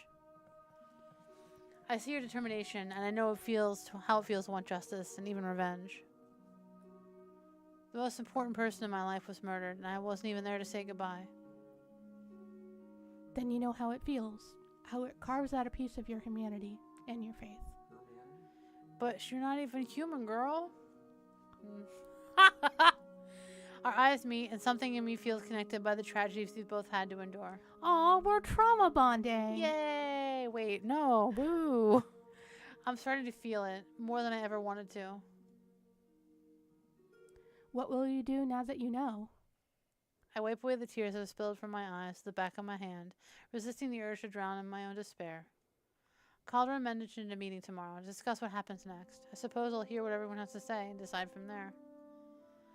Riona opens her mouth to say something, but stops before the words come out. What is it? With an apologetic smile, she finally speaks. There are too many people who abuse the power they have, but sometimes doing nothing at all is just as bad. You're the only surviving Pegasi. You have the biggest claim to the throne if you want it. Oh yeah, that's what we need. Another monarchy. Oh yeah, but gotta fill that power vacuum. She doesn't meet my eyes, but I understand what she's trying to say. I hadn't had the chance to think on it much, and I'm not sure how much I want to. But she has to meet every piece of you individually? Yes. Weird. That you're gonna be here for a while. There are many people who would support you. I'd support you. You are one person. Caress her hair. I'm not the. It means a lot to have your support, but I don't know if that's the life I want. Riona meets my gaze with hers, unfaltering, and I can tell that even though it's not exactly what she wants to hear, she understands where I'm coming from. Wait, what happened? I wasn't comprehending. Did she try to make a pass? No. I was like, oh, I hear that you want me to be like the monarch, but like, that's not for me, dog. And she's like, okay, not everybody wants to rule, and I get that. It's not something I've ever thought about yet. To be honest, it's not something I've thought about ever. I mean, we were probably like the last option. Yeah, we might not even 12th in line. We were like probably like fucking 20th in line to the throne. I'm the youngest of 11 children. This day should have never happened. Whatever you decide, Zovak can't be left to rule. There has to be someone else. Have you considered some sort of council? A parliament? Well, they've had multiple councils and he infiltrated those too. But the councils were all ruled by the Crown Council that was led by the monarch. Have you considered something that's not a monarchy? There are others who might have a claim, as weak as it may be, but none of that matter with Zovak at the head of power. For all I know, he might have murdered them too. Rona lets out a heavy breath, and for the first time I notice how tired she looks. All of a sudden I feel incredibly guilty for having kept her up so late.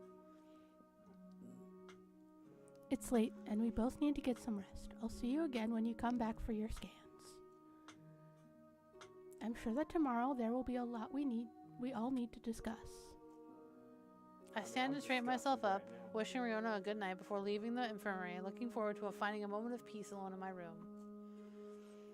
How much longer do we have in this chapter? I don't know. We're at 10 after 9 right now, so. Save it, and I don't think there's anything after the room, but we'll do the room. No, he never made another movie after the room. We'll do this scene in the room, Okay. and then I think that's the end of the chapter. Okay. Upon entering my room, I fell back into bed, exhausted and thoroughly ready for a moment alone. A wave of emotions crash into me,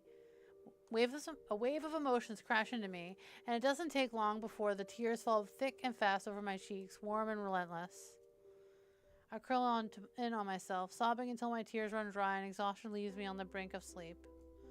Every memory sinks into an ocean of doubt as I waver between wakefulness and dreams. Nerissa. Vex. The one thing I know is that if I hadn't gone looking for Vex, I wouldn't be alive right now. There had only been a handful of times that my family had all been together, weddings and funerals. Zovak would have had it all planned out. When I think back on my family, on the life we lived together, my feelings are mixed. Mostly I was alone, with only my servants and guards for company. Before Vex came along, I would try to find ways to spend time with my siblings, but the less in common I found we had, the more I stopped trying. The only one who made time for me was Nerissa. Even with all her duties, we had a strong bond. I was always Nerissa's favorite. My sister should have been queen in place of our negligent father, and we both eagerly awaited for her time on the throne. Now my music box, a gift from my eldest sister, is the only thing I have left of her. And my father? My father wasn't supposed to be king. I heard the stories. He had lost his own father and his brother, and all on the same day. He was thrust into the throne, too young and inexperienced to know what to do with it, guided only by his uncle and the Crown Council. Lost it. I mean, My grandfather was a great king, or so I've heard, but his brother and son unraveled all he had done in the matter of a few short years and left the system in disarray. My mother was Tajine, the stellar queen, and the king's third wife. She was bitter and cold, and she hated the life in the palace almost as much as she hated my father. Politics forced her into a marriage she never wanted, and by default her children were nothing more than a duty to her. With memories of my family playing in my mind, I eventually drift into a restless sleep. I tumble out of the ballroom with Vex on my heels, his laughter almost as loud as my own as we draw the attention of nearby guests. We danced for hours and hours, and I couldn't remember the last time I had so much fun, though things were always fun with Vex around. But the ballroom had eventually started to clear out, and we finally agreed to cut the night short, thinking it best to avoid being seen. Lieutenant Seraph, what are you doing away from your post? The captain stops and squints at me, and while Vex quickly steps between us to shield me from his view, it's too late. Your Highness, you're not supposed to be here. Vex looks back at me from over his shoulder, a single word slipping from between his lips.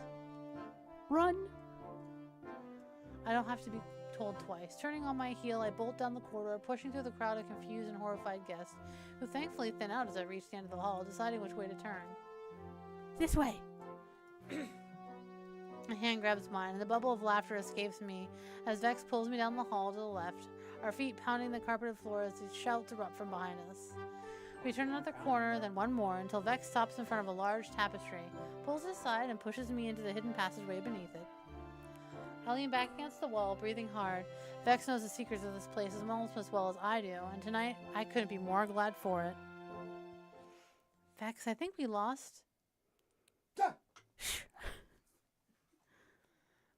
Vex steps before me and clamps a hand over my mouth, just as the sound of footsteps echoes in the hallway on the other side of the passageway. I still at once, satisfied that I won't make a sound, and Vex drops his hand and gives me a crooked grin. That way you're in an ad right now? While you're speed reading? Move closer to him. There won't be an ad in the edit. When I move closer, Vex responds in kind, his body pressing me back against the wall and flooding me with warmth. Otto. My hands slip around his neck, brushing over the scars from his gills, and his fingers rest on my waist, keeping me still. Footsteps echo up and down the corridor, but I barely hear them, too focused instead on my own unsteady breathing and the way he leans closer, his emerald eyes locked onto mine.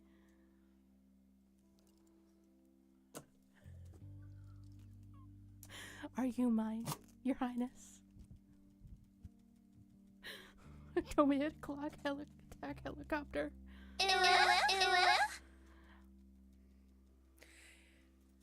His whisper caresses my lips in a warm breath, and I do nothing but nod, fingers threading through his scarlet hair to bring his mouth to mine. I think there's something in here. A tap on the tapestry startles us, and Vex grabs my hand to pull me further down the quickly darkening passageway. We all but tumble out from behind a statue and into another corridor, the quiet of the area a welcoming change of pace. Vex catches me around the waist and pulls me against him, wicked humor in his eyes. The remnants of his laughter rumble through me, and when he runs a thumb over my bottom lip, my heart beats an unsteady rhythm in my chest. Bad touch. Good touch. One day we'll leave this place. I'll take you somewhere where there are no rules or expectations, where we can just be us. Outback Steakhouse. No rules, just right. And bloomin' onions as far as the eye can see. Sweet Morticia, mother of God. Do you promise? I promise, Otto.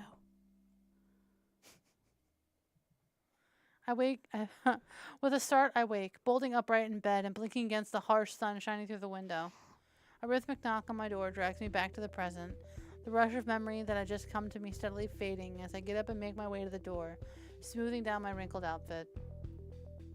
I'm not sure how long I slept for, but the steady stream of sunlight filters through the window tells me it was long enough. When I slide open the door with a hiss, it's to find a certain pilot standing in the doorway, looking much too perky for this early in the morning. Oh, didn't think you'd be awake already. Ayame smiles wide, beaming at me with an energy that's not fitting of someone who'd barely gotten any sleep last night.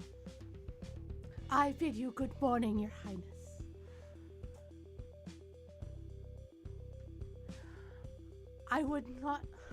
Twould not do to waste away daylight. I have thus come to make sure thou art ready for the day ahead. Giving me a half bow, the poor usage of Old English coupled with the choking sound of strained laughter simply gives it away just how much fun Ayame seems to be having at my expense. She is having a fucking blast. I don't think I'm ready to joke about all this yet, but her behavior washes over me in a wave of relief. Maybe all I need is a laugh or two, anything that would help me ease my mind. That was horrible, but I love it. Well, of course you do. My stuck-up impression is spot on. Not the words I'd use to describe it, but I didn't have it in me to burst her bubble, so I step back and make my way for her to join me in my room instead. Barely glancing around, Ayame quickly makes her way to the foot of my bed, plopping down on the covers before turning her piercing violet eyes on me. So, how are you? Not well. I think it's all just too much right now. It's a little too real, you know? Everything I've ever known is gone and nothing will ever bring it back. Oh, trauma. I guess I just need anything to feel normal again. Pressing her lips together, Ayame stares at me for a few more seconds before blinking away and shaking her own head. I'm glad she came to check on me and that she bothered asking how I'm feeling, yet I'm curious. Yet curiosity still nags at me as to her thoughts on me.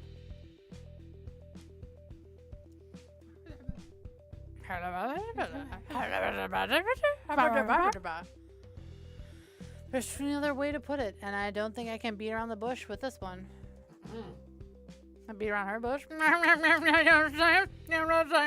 Does it bother you who I am?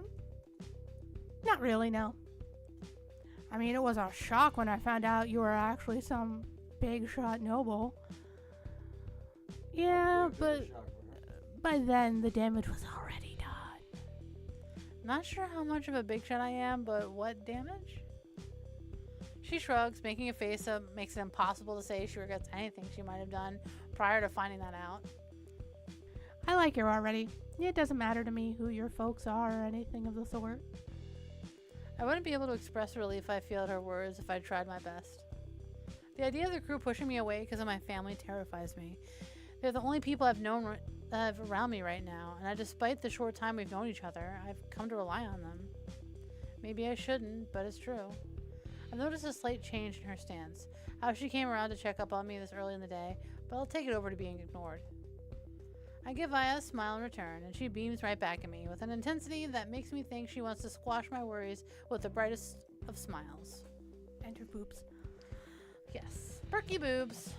Tapping on the empty bed space next to her, Aya gestures to me to come over. Have I ever told you how I ended up in the army? Oh my god, we're getting everyone's fucking backstory. Oh my god.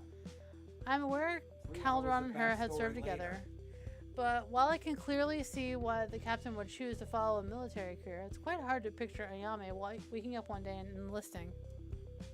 Shaking my head, she hesitates a moment before speaking again. Well, it's a long story, so...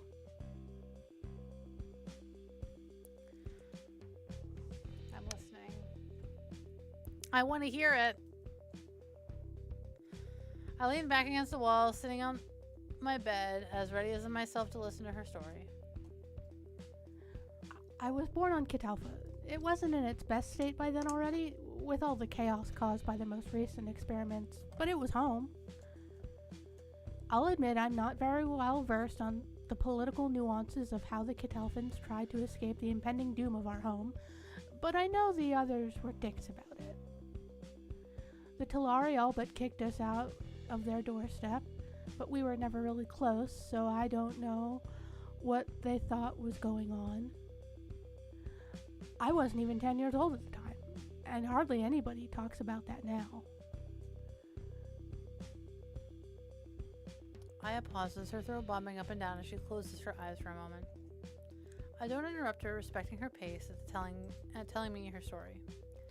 I lost my home, but Goldus is still there. Catalfa, on the other hand... King Fenris, though, and not trying to be disrespectful, but already being, he was a... fucking son of a bitch. But he was a fucking son of a bitch. Did you suddenly forget how to read? Yes. It's like, I know those squiggles mean something. Fuck.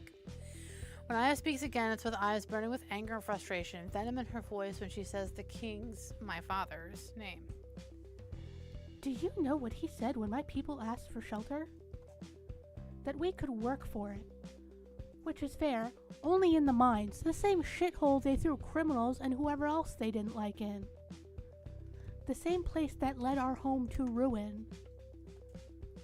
If it wasn't for that stupid place, they would have never uncovered that stupid substance, and we would have never decided to experiment with it to try and weaponize it. I get it, okay? We were to blame for our own doom. If we hadn't been greedy to the point of wanting to mess with shit like that, we would have never fucked things up and messed with our planet's core. But it doesn't matter now. Catalfa is gone. This was supposed to be about me, I guess.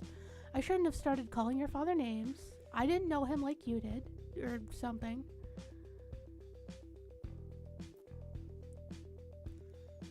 He had it coming. My father and I were never close. His aides probably saw him more than I did. And seeing what his action caused other people to suffer, a whole species, innocent people, this crew, makes me sick to think I'm related to that man. He had it coming. You really don't mean that, do you? Yes, the fuck I do. I don't know. I hate everything I heard about him. I hate that he was an absent father, but I Can I truly condone murder? I'm sorry, I don't know. I look at it this way, right?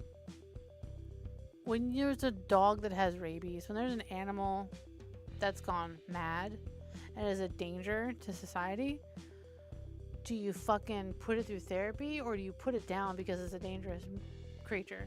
Yeah. It's okay. We don't need another bloodthirsty member on this crew. Leave that to us experienced pros. Thank you, though. I appreciate the feeling. Ayame gives me an honest smile, reaching out to squeeze my knee once before sitting back up and carrying on with her story. Well, anyway. All the young Catalphans were shipped off in pods for the surrounding planets.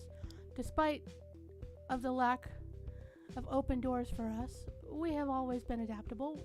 We weren't about to roll over and die. My parents, they stayed behind with all the adults and elders, but they put me in a pod with my little brother. Directed it to Goldus because they thought we'd have a better chance of making it there. Oh, so all their family just stayed behind on the planet when it blew up? Yeah, like, they sent the kids and all the adults and elders just stayed because... It was like a mass Superman situation? Yeah. You have a brother?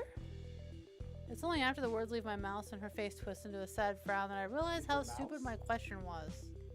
Had. I'm sorry. I shrugged it off, and I don't insist. She'll talk about it when she's ready, and I must respect that.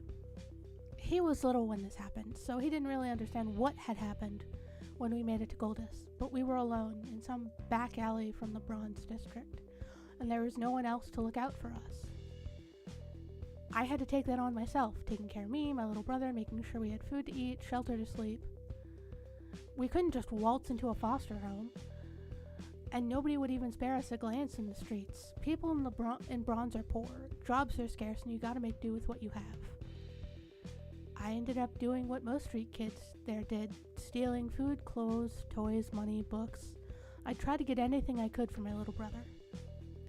He was growing, you know, I guess so was I, but I didn't want him to lose out on anything. I'd teach him how to read, write, math.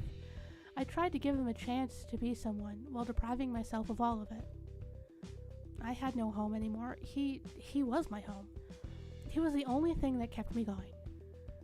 But maybe I never really thought about how he felt. You see, I tried to make him into the perfect boy so he could grow up to become the perfect man. I never taught him the ways of the streets, despite both of us living on it for years and years. Her voice wavers and my chest tightens. Somehow I get the feeling I know how this story is going to end. Aya continues to speak, her voice lower, her fingers drawing random patterns on my bed covers. He was growing up, and you know boys, they're curious, naive. I didn't see it. He kept it from me, or maybe I just refused to see it even when it was right in front of me. Who knows? But he started doing drugs. He made some friends, started hanging out with some other kids, and I might have sheltered him too much. He would try anything they could get their hands on. They were just misguided kids in the end, you know? One day... to be perfect, and somehow that didn't translate to teaching him basic survival skills. One day I came back to her hideout and he was dead. The expression is a mix of sorrow and rage, and there are truly no words to be said that would matter in this situation. Losing a loved one is horrible. Losing your own only family, after losing your parents and giving up your life for his happiness, I don't know what I would have done in her place. I'm scared to know what she did. I was so angry at him, at his friends, at me. I left. I ran. I couldn't stand saying goodbye to all I had left from my family. I couldn't stand admitting it was my own damn fault he was gone. So I did something stupid like every other grieving person out there. A broken laugh, a sad smile. I was nothing more than a reach out to her. But something keeps me in place, so all I do is watch. I went after those kids. I didn't know them, nor did I care to. I wanted to blame someone, a life for a life, and I couldn't think of anyone else to blame. I never got the chance to exact my revenge, though. One of the kids was the child of a guard member. They were on my ass in a second, beating me up for raising my filthy Catalphan hands at his precious drug dealer fucking kid. Next thing I know, I'm getting thrown in a cell all bruised and starving. A couple days go by and I'm already accepting my impending death, you know? It's not something you fear when you grow up in the streets. It's just something inevitable. But instead, this army dude comes along and says that instead of being shipped off to the mines, they're giving me a chance to enlist. I assumed they needed some grunt work, or it was some twisted form of charity they did. Regardless, I took the deal. Why would I ever give them the pleasure of shipping an illegal Catalfan refugee back to the stupid mines when I could make them give me food, shelter, and a paycheck?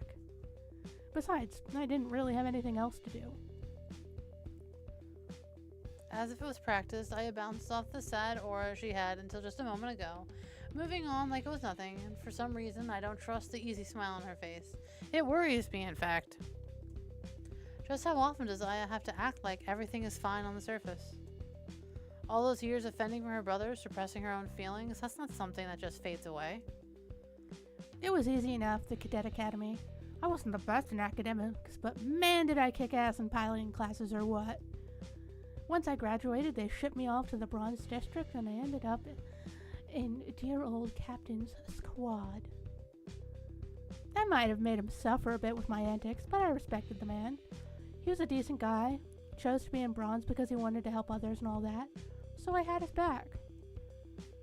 Even if he most likely ended up losing some life years or whatever. Whenever I got him to go out with me on a joyride. But isn't that against the law? That's half the fun! It's easy to imagine the captain's reaction whenever he found himself stuck with Aya in a situation like that.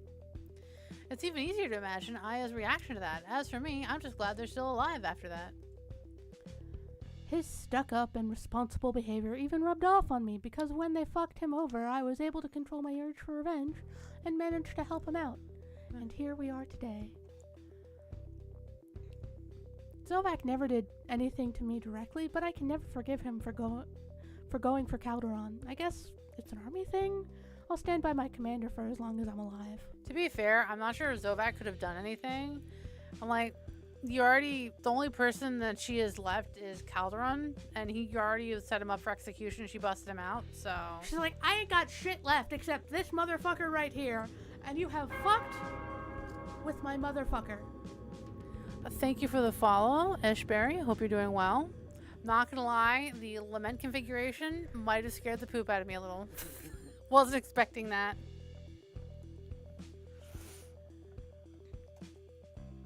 Her face might have still had the youthful smile on, but her eyes were dead serious when she talked about how she respected the captain.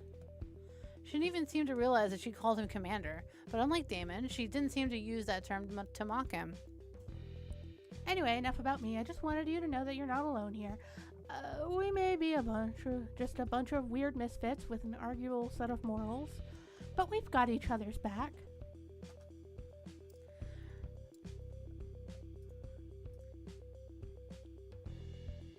Thanks for talking with me. Yeah. Thank you, Aya. What's the shortest dialogue? Don't mention it. I'd like to think you'd do the same for me. We've known each other for 5 days. Aya reaches out and takes a hold of my hand again, a sweet smile on her lips.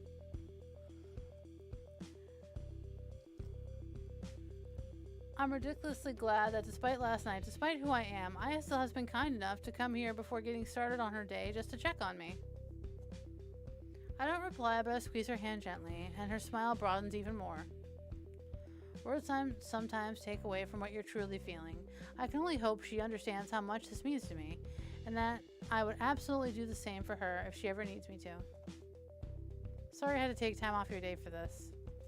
Nah, it's all good. I'm early anyway. Pretty sure I'll give Calderon a stroke or something when he sees me walking in the bridge at this ungodly hour.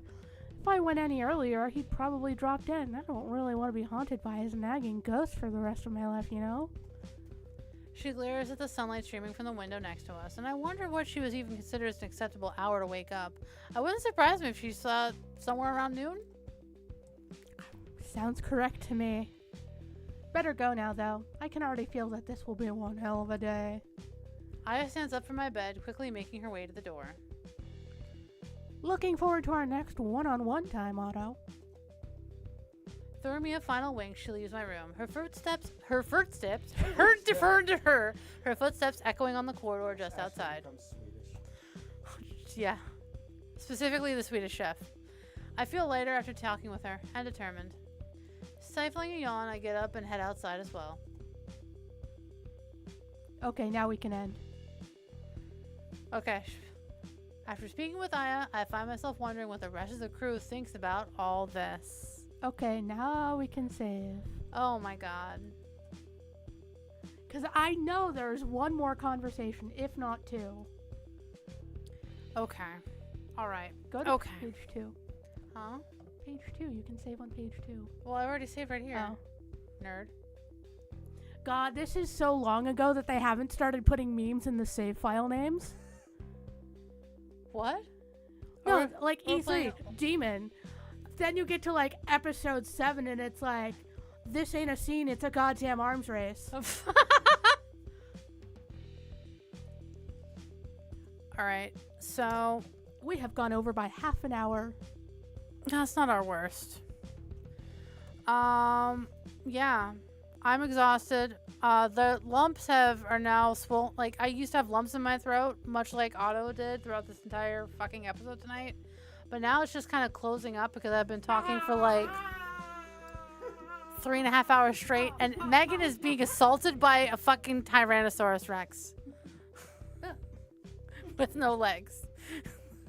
Puppet attack. Somehow a band-aid got there. Ew. Gross. I'm not sure Ashbury signed up for what the hell is it? The Judy, like those puppets from like the medieval ages? Punch and Judy. I didn't think they signed up for Punch and Judy. This has been Otome O'Clock. I'm exhausted. It's getting a little warm in here. Yes. I want to thank you everyone for joining us tonight. We appreciate you. It has been lovely. Yes, it's been lovely hanging out with you. Apparently, Ashbury is totally here for dinosaur punching. God, oh no. Now you've just encouraged Adam. Expect more puppetry. You've unlocked his special interests. Next time we'll be streaming is going to be next Thursday. We're going to be playing Stardew Valley. Other than that, we're gonna edit this episode. It'll eventually come up on the YouTube page. Yeah. Links are in the profiles. And you can also check out Ash says, I am also an enabler. This is my MO. Nice. Welcome. Welcome to the family. You're gonna fit right in. I'm turning on the fan, it's gonna make noise. Slim Jim is my favorite. Who the fuck are we? I'm Mega Hunt. Well, I'm Mega Hunt. I'm Ashley. Like it says on my fucking name down here. I'm Ashley. That's Megan. Yeah. Over there, the other person on the other side of the screen, I point this way. Over there, that's Megan. I am Ashley. Like it says down here. This way? Somewhere else. Yeah, that's the direction. Someplace else. Is it pointing the way I want it? Is I think so. That's the direction the dinosaur comes from. Okay. And that's Adam, and that's the dinosaur. You can hear him in the background saying a bunch of random shit while Megan and I are trying to have a serious moment. We're trying to build drama and have a fucking soap opera. And he's like, you said balls! Like, you fucking asshole. But yeah, if you're interested in seeing the rest of our bullshit, check out our YouTubes, where I took 5 minutes of my time and edited out all the awkward pauses and stuff that aren't actually funny. Oh, I hope weren't actually funny. And I just... And all the, like, fucking Just like- sneezes and burps and shit. Or just me like, oh no, I need to click on a window. Or us 5 hours of silent, awkward typing. Yeah. But yeah, next Thursday we're playing Stardew, and the Tuesday after that we're playing Sucker for Love. Yep. Next to Otome O'Clock, because we do Otome O'Clock every other Tuesday. Barring a significant illness. Sucker for Love is interesting. It has a bit of a Halloween flair. If you like H.P. Lovecraft, you're going to be at least mildly interested in Sucker for Love. Or if you just like tentacles. Oh, yeah, you like little tentacles? Yeah. I'm sorry, did I fucking stutter? I said tentacles, bitch. Yeah. But yeah, that's been us. That's been us. We play video games. Thank you for joining us. Thank you for the follow, Ashbury. We hope to see you back. Yeah. I'm done now, so I'm gonna hit the Yes. off button. Bye. Bye. We need a puppet attack prompt now. A puppet attack prompt?